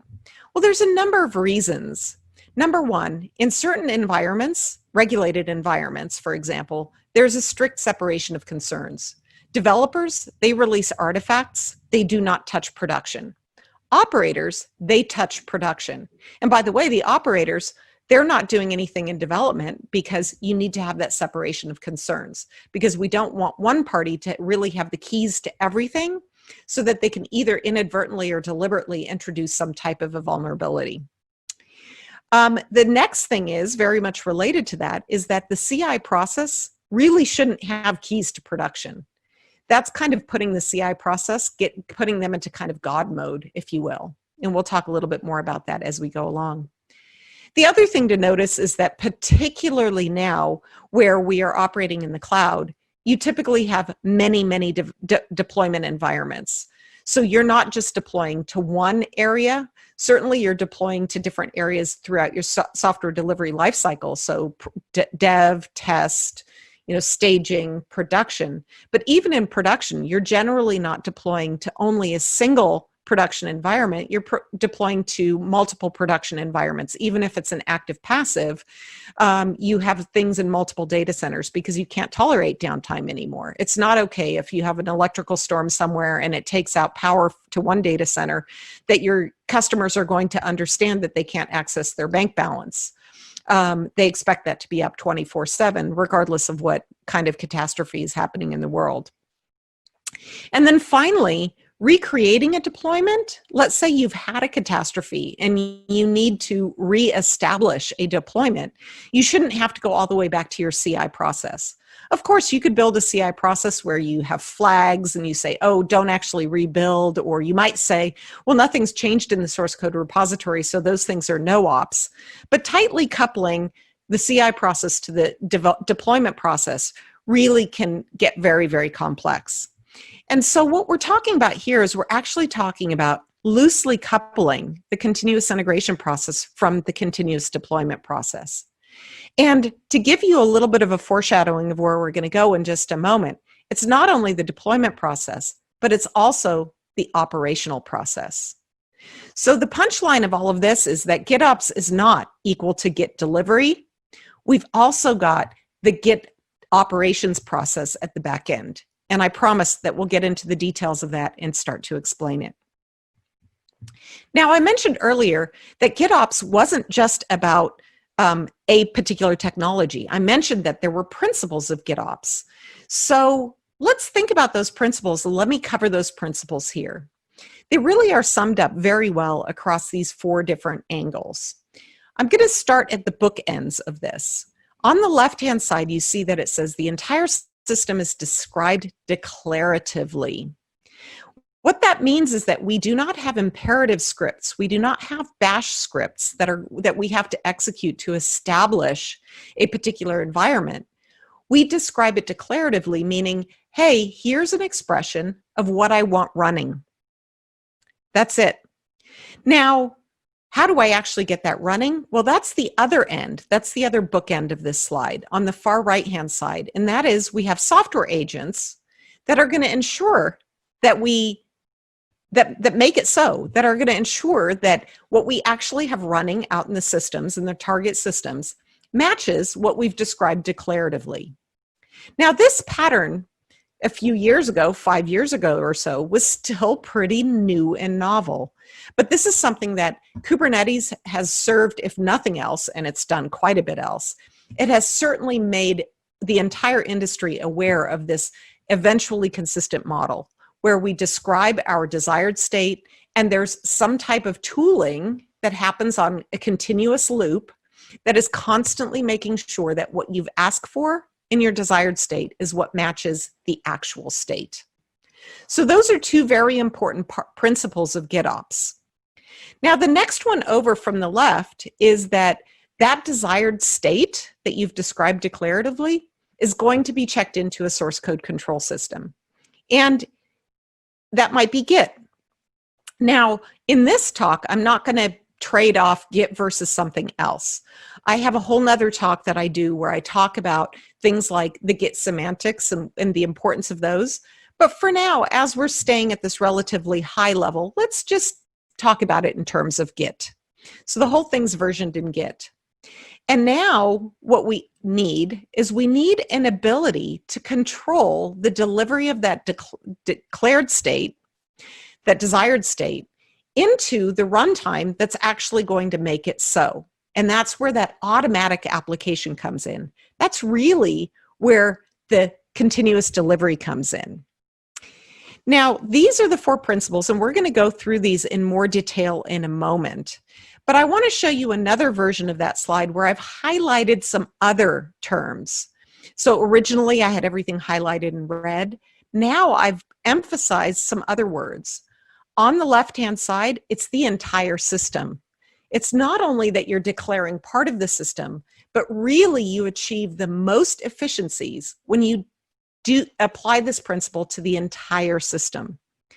It's not only that you're deploying things into Git, but it's that they need to be versioned. And the particular way that Git does versioning is extremely valuable to GitOps. When I talk about the system here is really talking about two things. It is the system that's running the GitOps process. I like to call that the GitOps runtime. And then there's also the system in which your desired state will be running. In the third column, you can see there that I had highlighted automatically applied, but now I've also additionally highlighted system.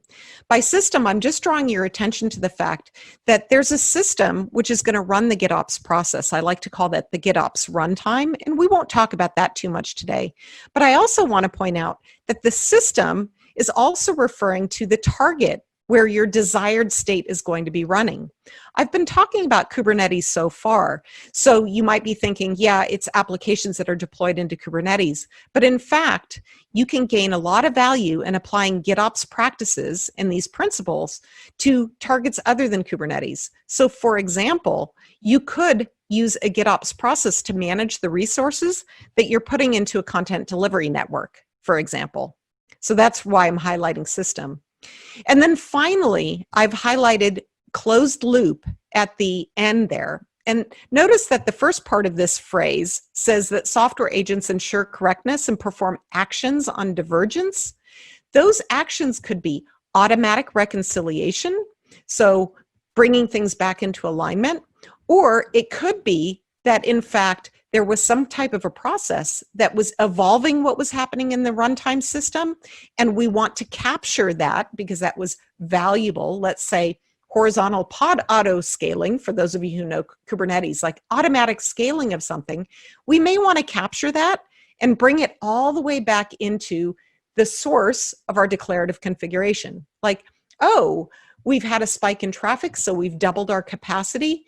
You might want to capture that back in the Git system at the back end. So we won't go into all of these details, but I wanted to highlight those so that you have an idea of where we're going with GitOps. Now, here's another diagram that we are very fond of using, which is to point out, again, as a summary, what we have is we have the continuous integration process, which is well established. And then we have a continuous delivery and operations practice, GitOps practice, on the right-hand side. Now, I've just expressed all of that in very much an abstract way, very much principles. What I want to do now is get a little bit closer to the mechanics. So let's see what a workflow might look like, a GitOps workflow would look like. So the first thing is I'm going to start out with Git. And in Git, I have a version history of my declared desired state. And that's capturing the entire system. Okay. Now, one of the things that's important about Git here is that at each node in the history, I have the entire state of the system. And that turns out to be extremely valuable. That means that I don't have to rebuild it. I've got the entire state. Now, you'll notice there that I've also depicted a number of different version histories, and that will become important later on when we start to drill into the details. We also have repositories, like in this case, I'm showing Harbor, or it might be Docker Hub, or it might be JFrog's Artifactory, or something along those lines. I have the entire system expressed in repositories. So I don't have a file share somewhere that some operator is pulling from, and they're renaming things and those types of things. And there are some versioning. That's why version history here is on the slide. There are some implications around things that you need to do with versioning. Once we have that entire system, we have a composition and synchronization process. And that is really kind of that delivery part of the continuous operations and continuous delivery and operations. And what that does is it will do some level of composition. It also does things like fills in parameters. So if you're familiar with things like Helm or Customize, it's going to fill in values for a particular environment. And then we have the delivery that is going to happen, that composition and synchronization delivers things into the GitOps runtime. And then in the GitOps runtime, we have these software agents that are maintaining the correct state on the right-hand side. Now you'll notice there that I've now called out specifically that I'm not only targeting Kubernetes as my target runtime, but I also might be targeting virtualized infrastructure like cloud infrastructure or physical infrastructure or content delivery networks or identity systems or et cetera, et cetera. Now, if we remember before that we had this picture when I was setting the stage at the beginning of the hour, well, that part that I referred to as GitOps driven CD is really just this part. But GitOps includes that latter part as well, continuous operations. So what we have is we have this picture where on the left-hand side we have continuous integration, and then on the right-hand side, GitOps is made up of a number of services that help us in delivery, composition, synchronization, those types of things, and then a number of services that help us keep things running. So if we then go back to this picture and we fold those things together, delivery and operations is what we call GitOps. And so here's my definition. GitOps is equal to continuous delivery and continuous operations, or CD plus CO. And by the way, it also places some requirements on continuous integration as well. And those things have to do to a large extent with the versioning semantics that I was hinting at earlier. So for example, to be very pragmatic, when you're putting things into your Docker Hub or your container registry, please do not use the tag latest. Have your tags be write once, because then you can leverage tags to implement that important semantic, which is immutability. But I won't go into that in more detail. So to sum this up, we're getting close to finishing up the first half of our conversation here, is that I want to emphasize again that it's principles. It's not specific technologies. Now, it's true that the logos that you see here on the screen are the ones where GitOps is perhaps most frequently applied today. And that is that you're declaring your desired state in YAML, you're storing it in Git, you're using something like Flux to do that automatic delivery into the GitOps runtime, which is running on Kubernetes, and your applications, your target environment is also Kubernetes. And so this is a very common configuration.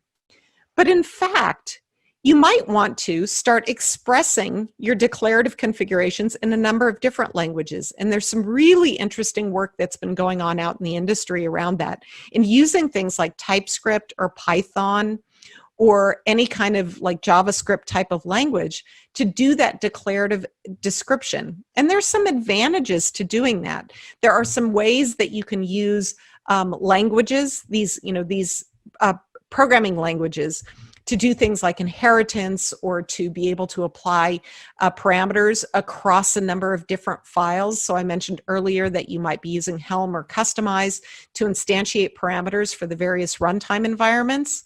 Well, there are some ways of doing that in object-oriented languages that really make things very good. And there are some projects out there. For example, Amazon has a project called CDK8s, which is in fact the reason that I pulled out the TypeScript and the Python logos, because those are the two languages that they support in that today.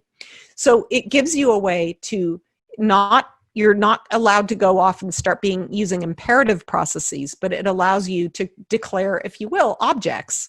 And then those objects, if you remember, we have that YAML compilation process, that instantiation, composition, and delivery process, then that can happen as a part of it. In terms of the repositories that we store things in, of course, we already have image registries. I've already been talking about those. But what about something like an S3 bucket, or even existing enterprise systems that you might have that you're using for some level of configuration control today, something like ServiceNow? So again, we have to be very, very careful there, because the GitOps process works best when it has certain things like immutability and version histories in those repositories, and we may have to tool that up ourselves. But from a principles perspective, we can absolutely integrate into some of the existing IT systems that you have today. In terms of automatic delivery, I'm not going to drill in on that. I'm just going to somewhat self-servingly stick with Flux there, because that's the thing that we use the most at Weaveworks.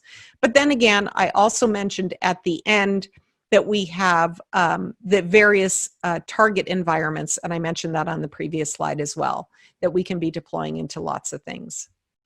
So again, to sum it up, what is GitOps? GitOps is about continuous delivery, continuous operations, and it's about cloud native operations where you do need continuous delivery and continuous operations. All right, with that, I am now going to turn to the latter half of our conversation, which is why? What's the value that I'm going to get out of this anyway? Sounds like cool technology. And yeah, you can probably immediately see that there might be some benefits. For example, it might make things easier for the developer. Certainly, it's with my emphasis on things like version history and things like that, it's pretty easy to see that, gee, if I have the entire version history, maybe it'll be easy for me to go back to what I had before by simply going back one step or 5 steps in my version history and those types of things. And yeah, maybe at a high level, you're thinking, okay, well, that'll maybe allow me to do multiple clouds and things like that. But what I want to do is I want to drill into it in further detail. Now, the mechanism where I want to drill into it in further detail is I'm going to start with some existing work. This is not my work, but this is work that somebody else has already done, and I'll get to that punchline in just a second, that has tied certain IT behaviors and metrics that can be measured that give you an indication of how well those IT practices are being followed, and tying those measurements directly to business outcomes. Many of you are probably guessing already where I'm headed with this, and yes, you would be right. This is the work that DORA has been doing, or the DevOps Research Assessment Organization. If you don't know it by the acronym or by that name, you probably know it by the State of the DevOps report. So DORA is an organization that was created by Nicole Forsgren, Jez Humble, and Gene Kim. And they have for a number of years been publishing the State of the DevOps report, which does this. It actually applies scientific methods to correlate certain IT behaviors with business outcomes. What you see on this slide, which is a diagram that was taken out of the 2019 State of the DevOps report, is across the top, you see elite, high, medium, and low performing organizations. Now, those organizations are given that title based on exactly the things that you would expect. The highest performing organizations are the ones that have the greatest market share, that are gaining market share, that are profitable, that have the highest net promoter scores, etc. And the lowest performing organizations are those that are losing market share, that are losing money, that are losing customers, that have unhappy customers even if they're locked in. So that's across the top. And they've studied, again, these IT practices, and they've come up with 4 specific measures that correlate wonderfully with these high to low performing organizations. And we'll go through those very briefly here. Number 1 is deployment frequency.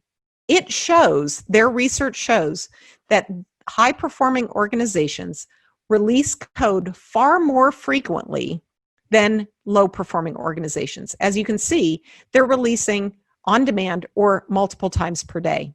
So deployment frequency is something that you shouldn't just be aiming for because it sounds good. It's actually correlated to business outcomes. The second thing is lead time for changes. This is the old code is complete and it takes me 6 weeks to get it out into production. That's not so good. So lead time for changes says, okay, I have something that's ready to be changed in production. How long does it take me to get that deployed into production? Again, you can see that the high performers are less than once a day. The low performers can take months.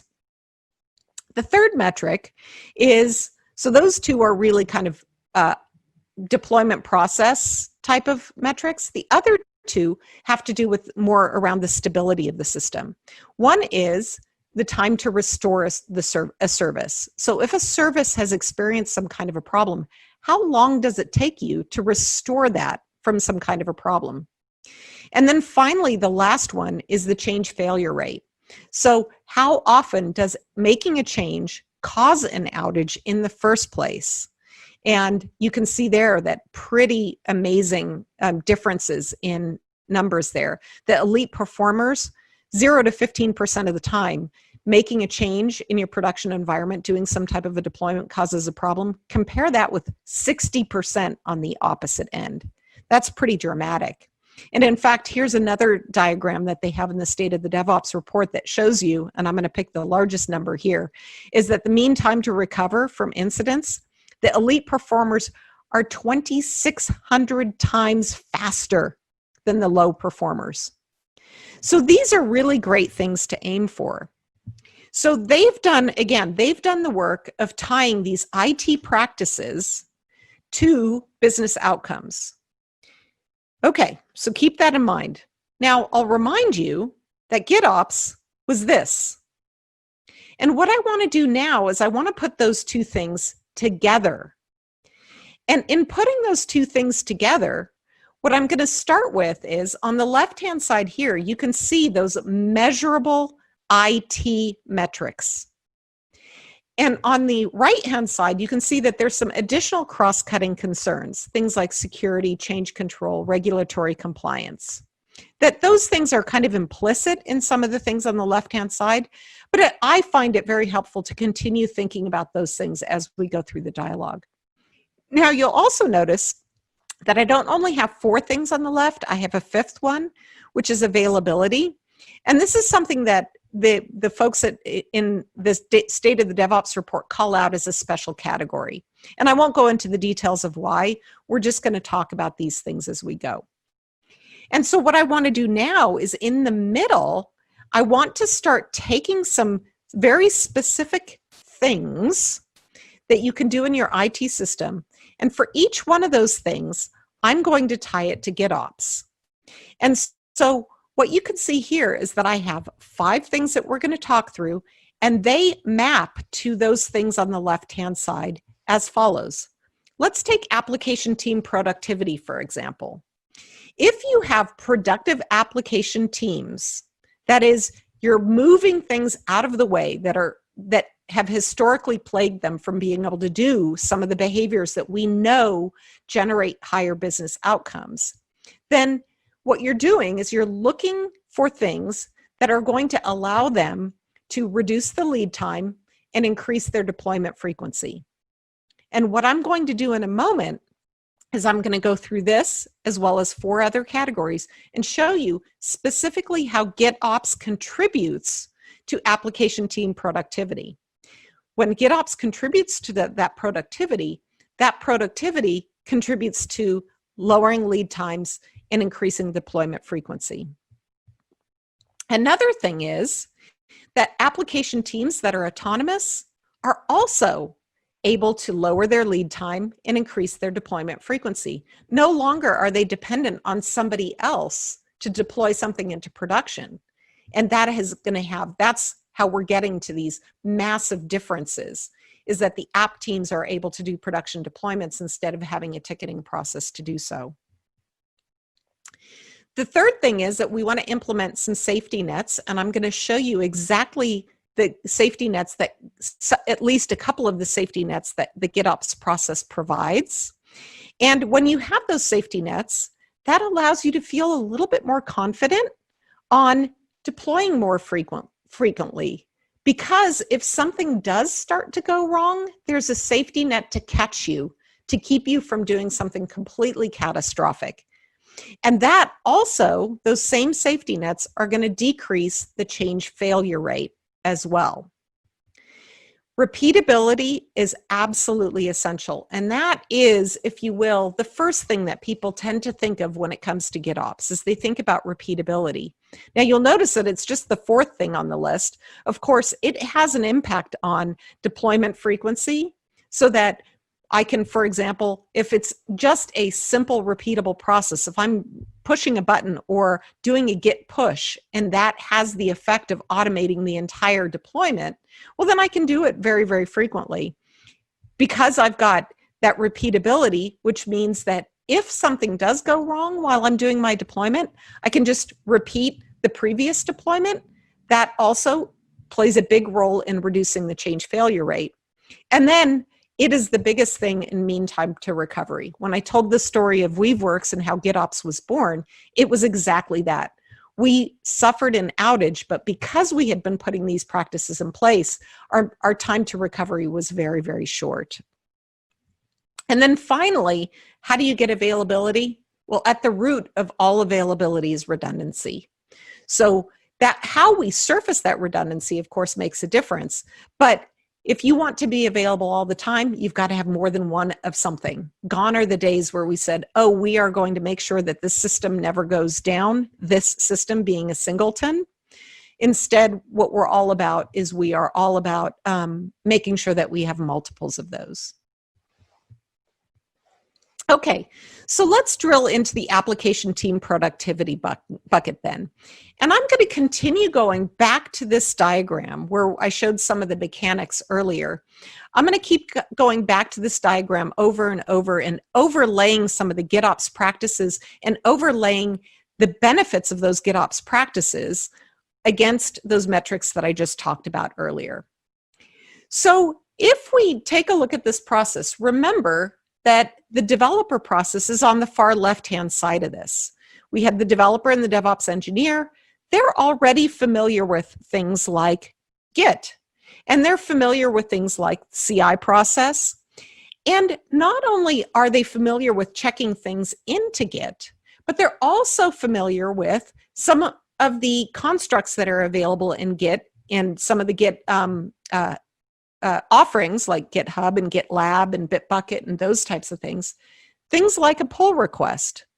So they've been using pull requests to manage their source code control process. They are able to use those same constructs like a pull request in managing their application configuration.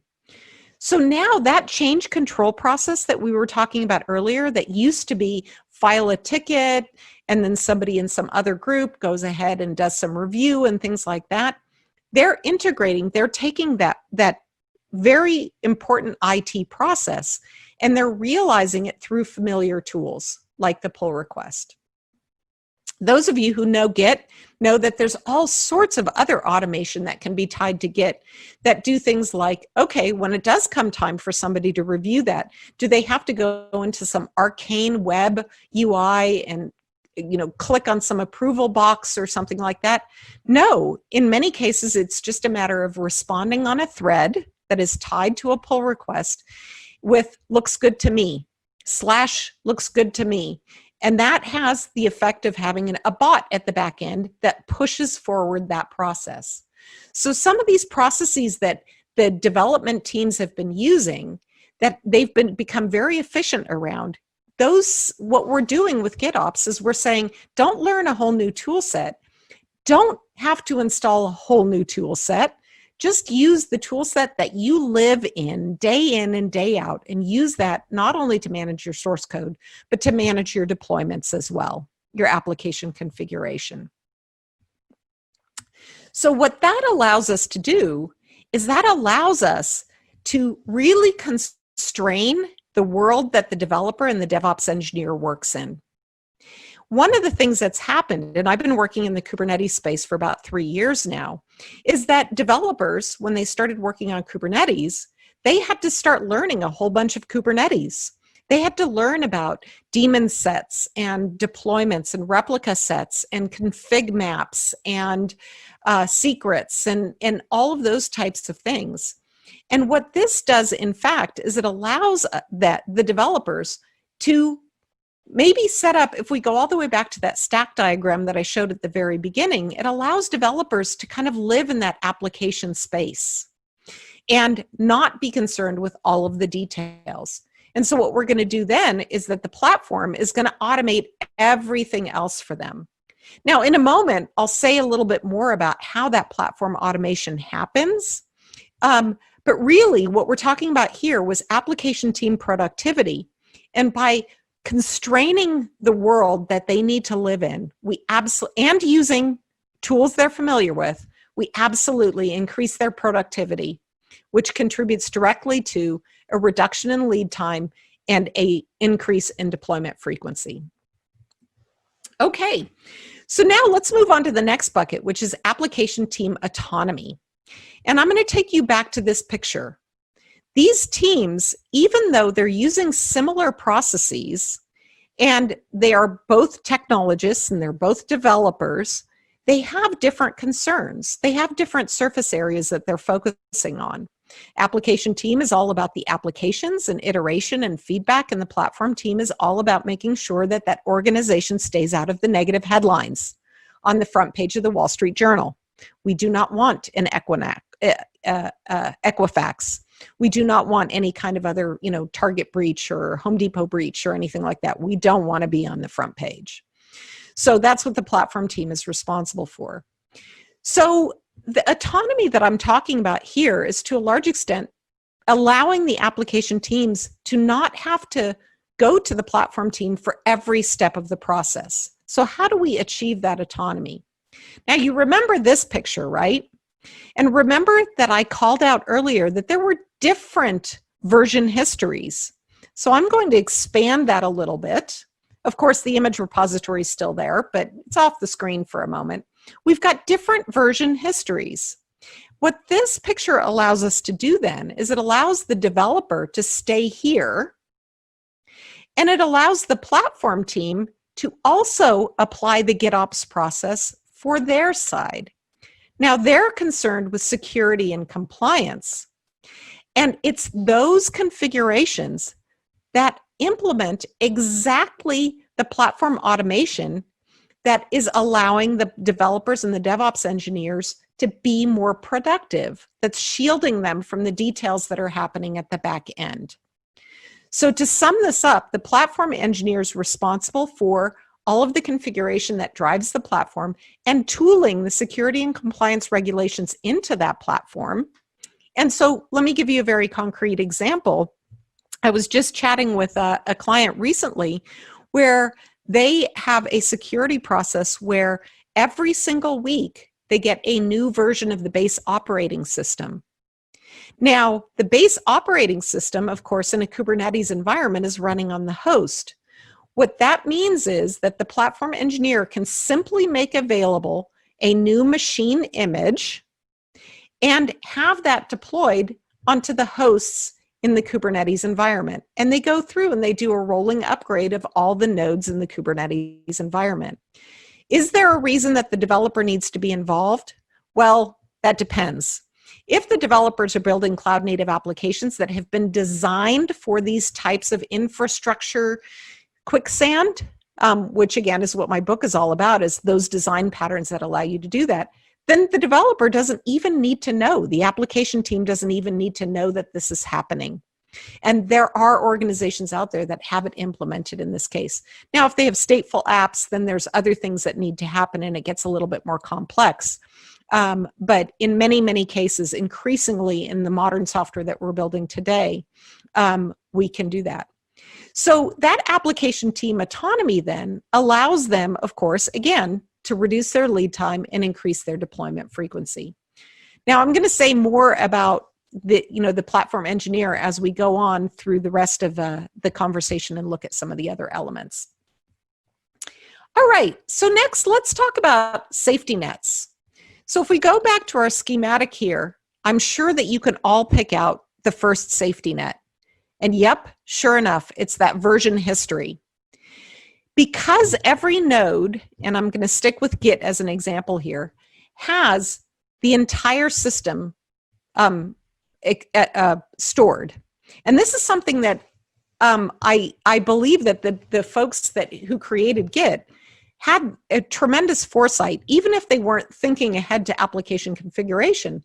The fact that they weren't storing diffs, as happened with so many source code control systems before, means that you can very, very quickly go back and really, you're just changing a pointer.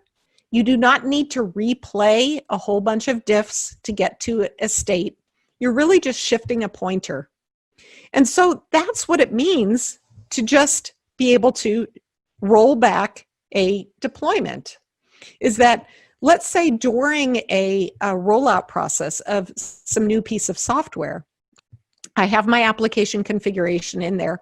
And let's say maybe it's not even that I've changed the artifact. Maybe the image is exactly the same. I'm just changing my configuration. For some reason, I apply that new configuration. I'm going through the process of doing that rollout. Everything goes fine, but then something goes belly up. And these types of things happen all the time. I very quickly want to go back to what had been stable yesterday. And to do that, it's really just a matter of changing a pointer in Git. You can change that pointer, and then you can actually make that the change, so you can move the previous commit to be the head. So there's a question of, is it roll back or roll forward, and we don't need to get into the details of that. But the whole point is that I have expressed the previous version, and I can roll back to that very, very easily. So that's one safety net, and you can imagine how that can give me a lot of confidence in rolling out deployments, and so I'm not going to be so scared. One of the reasons that deployments didn't happen very often before was that they were scary. And if I can make them less scary, then I'm more likely to do them more often. Now, there's a second place that safety nets show up in this diagram, which is right over here on the right-hand side. And that is, there is a notion called progressive delivery. That's a term that was coined by James Governor of RedMonk.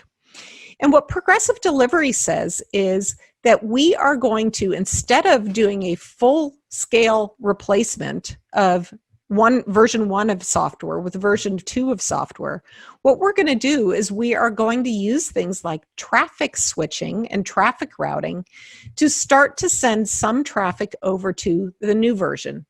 And that's going to be the proverbial canary.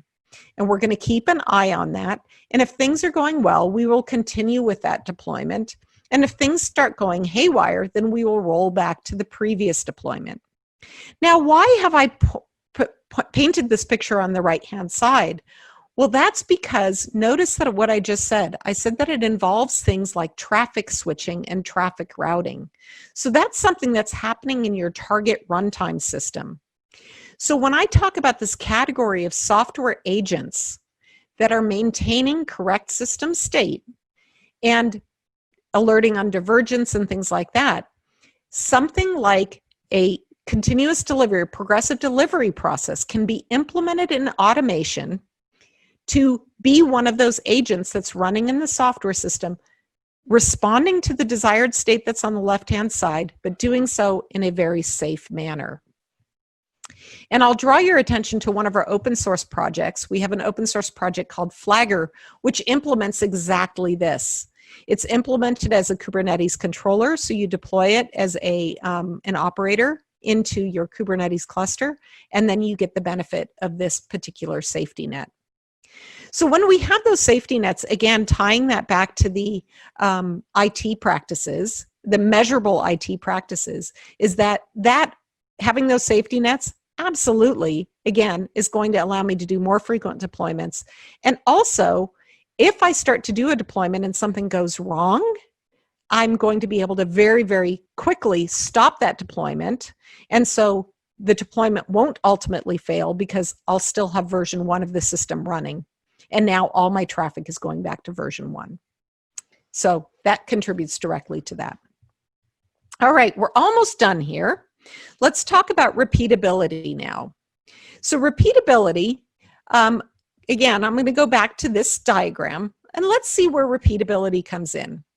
First of all, remember that one of the principles of GitOps is that we have the entire system declared and stored in a version history. So I've put an asterisk here to just draw your attention to entire system. So if your system, you suffer some type of a meltdown and 50% of your system is declared and can be recovered through this GitOps process by simply reestablishing a GitOps runtime, reestablishing the target environment, pointing to the GitOps runtime to that target environment, and that GitOps runtime, of course, is also pointing to the repositories that are storing your versions in your entire state of the system, then it's just a matter of that automation going through and doing things. But if only 50% of your system is set up that way, and the other 50% requires some operator to go to this panel over here and drop this file over here and do this other thing over here, then your mean time to recovery is going to go through the roof. But if you have the more of your system that you have defined in using these GitOps principles, the more immediately and automatically recoverable you are. So that one's not a stretch at all. Now there's another element, and I'm going to draw your attention here, which is to this composition and synchronization. Now this picture shows the arrow going from left to right. And in fact, if I had a moment, I would update this picture very quickly. But in fact, it also has this little blue arrows going in both directions. And that's what I've put the asterisk on right now, which is to say, okay, well, wait a minute. If I start to get some drift in my system, and here's my little icon, here's my either intentionally bad actor or my inadvertently bad actor who's coming in and doing something in the production system without having committed that into the Git repository. Now your system, your entire system, isn't captured in that entire system declaration on the left-hand side anymore. Your running system is in fact partially defined by something that somebody has done on the cluster manually.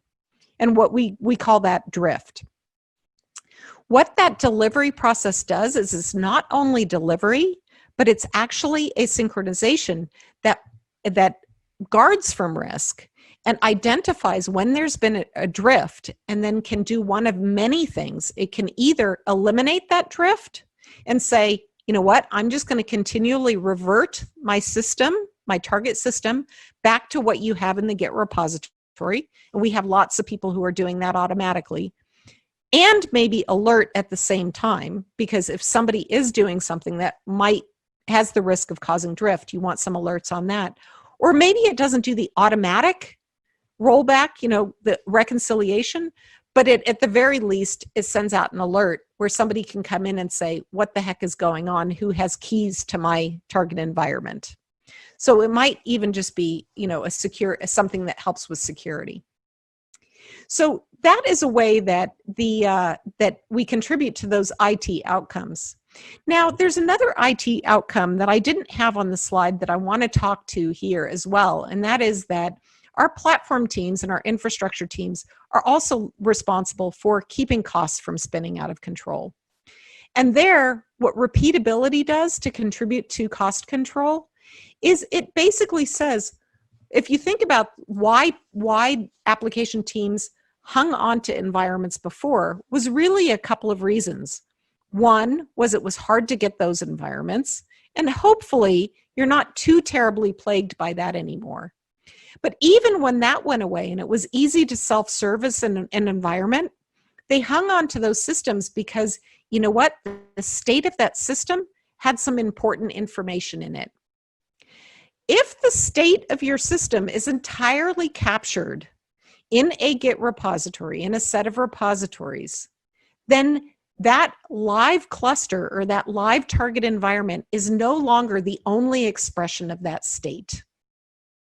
And so you will be much more likely able to get rid of those old environments because everything that's contained in those environments is contained in your Git repositories.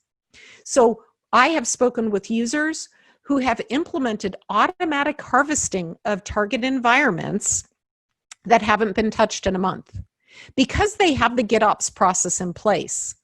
And they know that their application teams have everything stored in their Git repositories. That's what allows them to recover some of that unused infrastructure, because in the event that the development team needs it again, the app team needs it again, they can just get it back. All right. So moving on to our final category here, which is redundancy. We know that redundancy is absolutely essential for providing availability. Now, if we go back to this picture, it's not going to be a stretch at all for you to see where I'm going with this. I'm just going to move a few labels around to make some space. But you can imagine here that not only am I doing this deployment into a single data center, but now I'm doing this deployment into multiple data centers. So I can consistently deploy the same environment from one environment, and it might not be different data centers, but different failure domains. Now, this is one of those places where composition is really important again, because part of what we're doing here is that these different failure domains aren't identical, right? They might have different IP ranges, or they might have some other configuration values that differ. And so as a part of the delivery process, we need to instantiate some of the templates that we have stored as a part of our entire system expression on the left-hand side. So this is an important part that really gets me redundancy. So to sum it up, those 5 different things that I talked through in the middle contribute directly to the measures on the left-hand side and even some of the cross-cutting concerns on the right-hand side. So that hopefully gives you a perspective on how GitOps contributes directly to the business value of your organization. Now, let me close. First of all, I know that was an awful lot. And I'm delighted to be sitting on the Slack channel as you're watching this presentation, answering your questions. I also encourage you to reach out to me even after the fact, after the Slack channel is closed down or the conversation has died away. I would love to chat with you further about these conversations. There is so much more to GitOps than there seems to be. Like I said, it's not just the last step in CI. So let me sum up then for you what GitOps is and the value that it brings. First of all, it's a paradigm. It's a paradigm that's not tied to any singular technology, though tools are essential for realizing it. So when I talk about these practices, it's essential that you have reconcilers, both at the delivery level and at the operational level. It's essential that you have tools that allow you to store a version history so that you can just change a pointer to get a different deployment. So the tools and careful selection of tools is important, but it isn't a singular technology. You don't buy GitOps and just by buying, Git, for example. And GitOps applies to everything, not just the cloud native applications, but Kubernetes clusters. So we are GitOps in Kubernetes clusters where you can have a declarative configuration of what you want your Kubernetes cluster to look like. We have the Git delivery process, and then the software agent that is keeping things. It is targeting infrastructure. It's not targeting Kubernetes. It's targeting infrastructure. And that reconciler, yep, you might be guessing it, is something like Cluster API. And all of this is with the goal of delivering real business value. And that's what we spent the latter half of the conversation talking about. So with that, I thank you for your attention. Again, it is so good to be here with you at TechStrong Con, and so good to be chatting with you in the back channel on Slack. And I look forward to chatting with many of you more in the future. Thank you and have a wonderful day.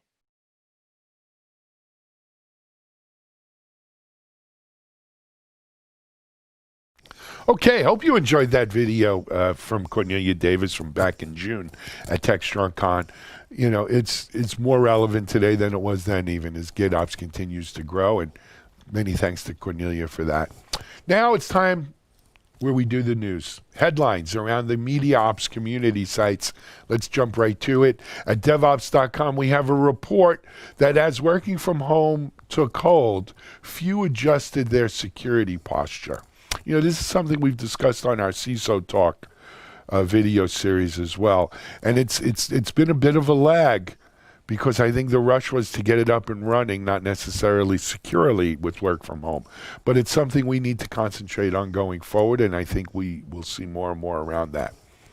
Also, we have considered data ops for a competitive edge.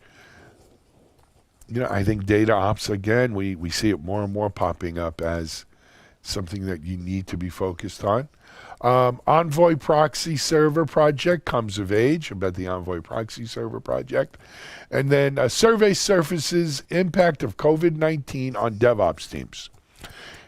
For the most part, I think we've done well, but take a look at the survey. There's some interesting things there, or maybe things that we could do better or we're not doing better.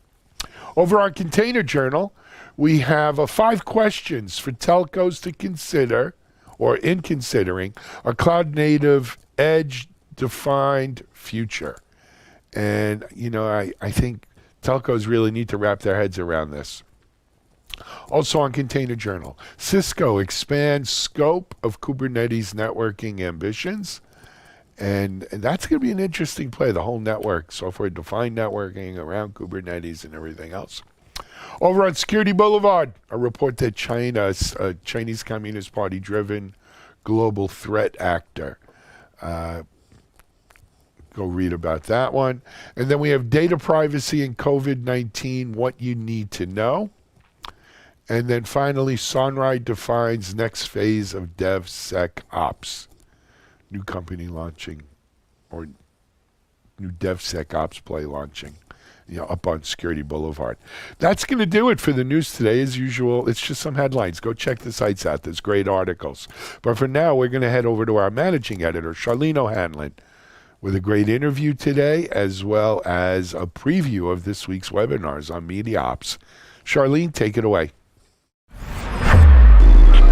This is Digital Anarchist.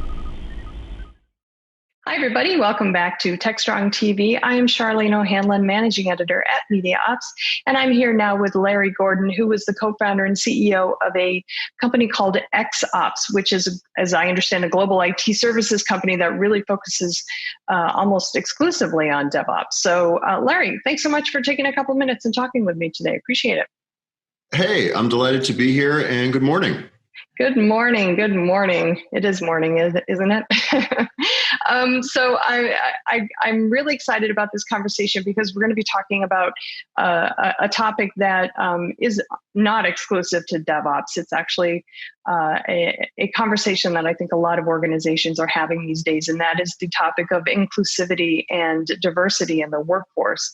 And I think, interestingly enough, that COVID has actually kind of brought the topic into full focus for a lot of organizations. You would think it would be the exception or the opposite, since the workforce is not in the actual office. But I would imagine that especially with what's happening society-wise, a lot of companies are kind of taking a second look at how they approach hiring and employing a diverse workforce. So, would really love to get your thoughts on this topic and how you guys go about doing it. So, Larry, what do you see happening out there right now, and what do you think maybe needs to change? So at XOps, we're a very practical group. We build stuff. We build infrastructure as code. So, when I talk about this, I talk about it, how does it help my clients and my customers? And how does it help my employees? And how does it help our little company? So the first thing I'd like to talk about is how does it help my clients? Because we're very client focused. So we have to provide solutions to them.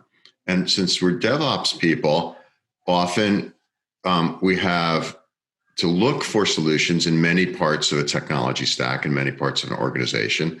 So we need people from diverse backgrounds that we put together in small teams to build things for clients and to solve their problems and to make their IT operations run more effectively. Mm-hmm. So the key thing to being part of our team is that you have to be able to work with people of different backgrounds and different skill sets and have patience and communicate well. So we seek people with diverse backgrounds to work here and to put together on teams. Now, that's technologically diverse, front end, back end, security, deployments, et cetera. but also if we get culturally diverse people, so people from underrepresented groups in technology, and specifically that's women, that's people of different religions, different races, different colors, different outlooks, people who are handicapped, people who are not handicapped. If we start with, we want to recruit people who are empathetic and understand and able to communicate with people who are not exactly like them, we get better solutions technologically and organizationally for our customers.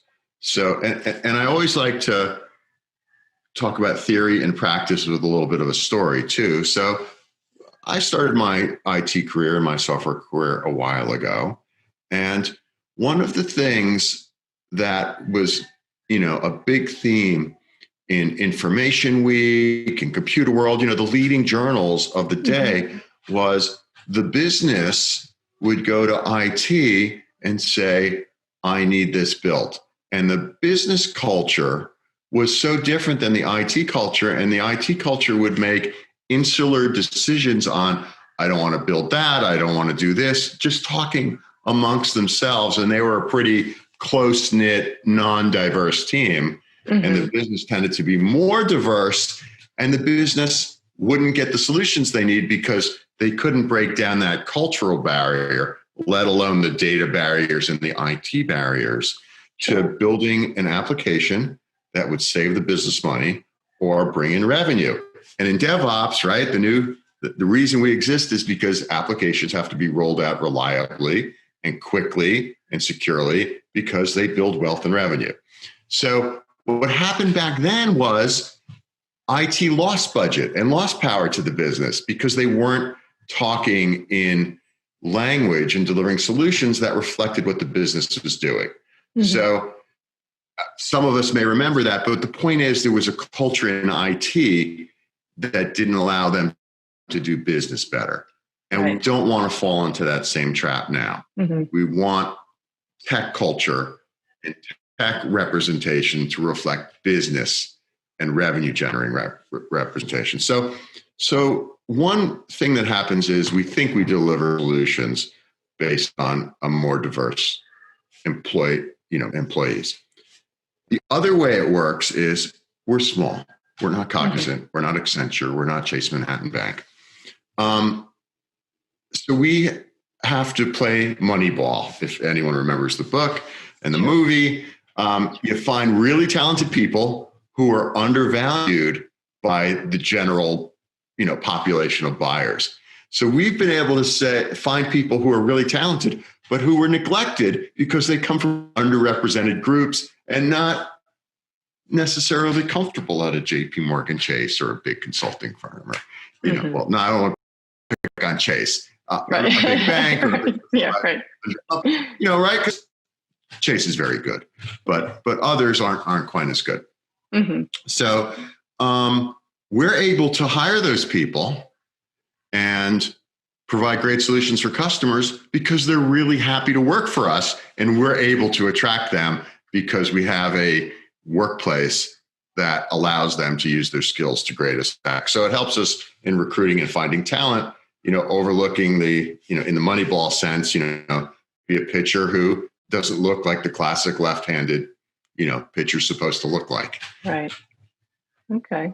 Yeah, I wonder if because of the fact that we're all working from home these days because of the pandemic, do you think that the conversations are being had at organizations more or less now that the workforce is largely remote? I mean, taking into account obviously what's happening with the Black Lives Matters movement and basically shining a spotlight on these underrepresented groups. Are we still having the conversations at the proper cadence now that we are mostly remote? So I'll relate client experience. So let's pick a big bank in New York, and they're all working from home. And it's New York, and it's global, so it's a pretty big, it's diverse in any case. they are specifically dedicating Zoom meetings to open conversations and sort of inclusive conversations and talking directly about Black Lives Matter and directly about representation and diversity, and are people comfortable, and are people comfortable working at home, and what do you need, and addressing these topics head on. Mm-hmm. Is it an awkward conversation? Incredibly so. And people get uncomfortable listening to others talk about, the way they interpret what's going on. But I know they're having the conversations. Are they effective? Couldn't tell you, not my business. Mm-hmm. Don't know how it's affecting how they do business. But I know people are being asked to carve out time from risk analysis and credit and SEC compliance, et cetera, to have these conversations. And it's not easy for some of these people. Yeah, I know in obviously in any space, but the tech space, there are inherent biases that come along with pretty much anybody in any particular organization and any department. People always bring a personal bias into whatever they do and wherever they go. Do you think in the tech space, do you think that that's kind of a different barometer, if you will, from other vertical markets? Because I kind of feel like the tech space is more open and inclusive and welcoming to people of different gender, both men, women, and binaries, and LGBTQs, and people of color, people of different races, nationalities. It certainly has a level of diversity that I just don't see in some other vertical spaces. So, do you agree with me? I mean, is tech kind of farther along than maybe some others? So, one, tech, of course, is a more global industry than many and has quickly become global. Mm-hmm. So I think that helps. Tech has, geographical densities in the United States, but still it's pervasive throughout the country. And my bias is to agree with you. But when the other people I speak with hear me agree, they correct me and they say, no, we need women in tech, women who code. We need to be mentors to women who are coming up. We, in our little company, have mentors specifically for the women. And they say, no, Larry. And I'm open-minded. So they're good, smart, talented people. And I think they feel it needs to change and needs to improve. That's the message I get from them. Mm-hmm. I tend to live in my own little, world, and I like to hear from them. So there are programs and there are people who are attempting to change. Now, having said that, to go back to my original story of, IT wouldn't help them, because we all remember the big bro culture and the Silicon Valley movies and working there. And it was a little weird. And as a manager, I'm like, I don't know that my daughter or wife wants to work in this dev group. They're awfully good and they're high powered and they're well educated and they work hard. It's a little kooky. So like a fraternity, right? Fraternity. Yeah. And you can't have that, based on the things I said before on who the customers are and how you get things done quickly. I want to agree with you, but I can't. Well, I guess it's okay to disagree with me on that. But Larry, thank you so much for your time. I do appreciate it. I'd love to see changes, obviously, more changes in equality and in inclusivity and diversity in the tech space and in every space. So I hope that organizations are at least having a conversation. So thanks again for your time. Really do appreciate it. Sure, Charlene. Thank you for having me. Have a great day. All right. Thanks. You too. Take care. Bye-bye. All right, everybody, please stay tuned. We've got lots more TechStrong TV coming up, so please stick around.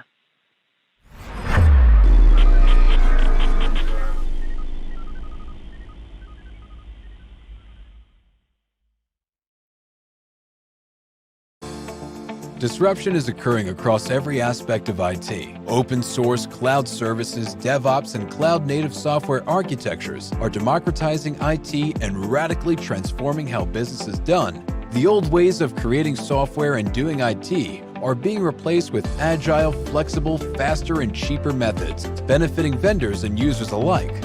Accelerated Strategies Group is out to democratize access of industry expertise and knowledge. We use our expertise and experience to offer insightful, intelligent, useful information in a variety of formats relevant to the IT community: digital events, videos, reports, assessments, workshops, and implementation projects with tech vendors, IT organizations, and business leaders. We widely and openly share our work products, often for free. Analyst reports these days aren't worth more than a graph or chart that tells a story or illustrates a market trend. We work with developers, DevOps teams, cloud architects, security engineers, and transformation leaders most every day, creating and implementing transformational strategies and technologies. We're not just thinkers, we're also doers. Editor at MediaOps, and I'm here now with the Monday version of the webinar previews. We have so many great webinars coming up both on DevOps.com and Security Boulevard, so wanted to take this opportunity to let you know about some of the ones that we have coming up this week. The first one I wanted to let you know about is happening on Security Boulevard. It is called Garmin versus Wasted Locker: Cyber Resilience Lessons from the Biggest Cyber Attacks of 2020. This webinar is being sponsored by Immersive Labs, and it's happening September 1st at 11 a.m. Eastern on Security Boulevard. The webinar, I think it sounds really, really cool. What they're going to do is actually kind of walk us through a simulated cyber attack incident. It was actually inspired by the Garmin ransomware incident that happened a couple months ago. They're going to talk about some of the lessons learned. They're going to talk about kind of the, not just the technological element, but also the human element of ransomware attacks, and really kind of help organizations better understand what a ransomware attack actually includes and how organizations can get beyond the attack to get back to business. Again, this one is happening September 1st at 11 a.m. on Security Boulevard. The second webinar I want to let you know about is happening on DevOps.com. This one is also September 1st. This one is at 1 p.m. Eastern on DevOps.com. It's called Improving the Reliability of Financial Services with Chaos Engineering, sponsored by Gremlin. Now, Gremlin is all about chaos engineering, that is. And so this webinar, they're going to be discussing how it can be used in the FinServ space to increase development velocity while mitigating the risk of failures, among other things. So really, really kind of interesting. I think it's going to be going to have some really great takeaways for anybody in any vertical market, not just financial services, and it's a great use case for chaos, in my opinion. So hopefully you'll be able to join us for this one. The third webinar I want to let you know about is happening on Wednesday, September 2nd at 11 a.m. Eastern on DevOps.com. It is called The Bumpy Road to Actionable SLOs. It's sponsored by Instana. Now, we've been talking about service level objectives for a very long time, and it sounds great, but many organizations are recognizing that it's easier said than done. It can be very, very difficult to achieve the SLO methodology, and as a result, a lot of companies fail in their efforts. Instana is going to kind of walk through companies, some of the pitfalls that companies might encounter in their SLO methodology implementations, and ways that they can move beyond those pitfalls to actually make the SLOs work for them so that they can attain a higher level of maturity. Totally worth checking out if you have had any issues at all with your service level objectives, and or if you just want to find ways to improve on them. All right, that's all the webinars that I'm going to tell you about today. I hope you can join me tomorrow for the next edition of the webinars preview. Until then, please stay safe and have a great day. Thanks, Charlene. Great webinar preview, as well as a great interview there. with XOps. Up next, we've got Mike Vizard in Channel Roundup, and Mike has the CEO of StackRox to discuss challenges in container security. Here's Mike Vizard. This is Digital Anarchist. Hey, thanks, Alan. We're here with Kamal Shah, the CEO of StackRox. We're talking about all things container security. Kamal, welcome to the show. Thank you very much for having me. Hey, what is your fundamental opinion about are containerized applications more secure, less secure, or just generally about as insecure as your standard monolithic application these days?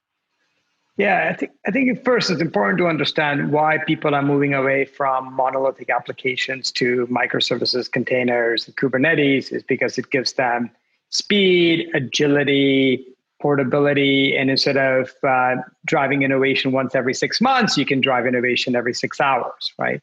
And fundamentally, containers are independent unit of software, and they are contained and they are secure.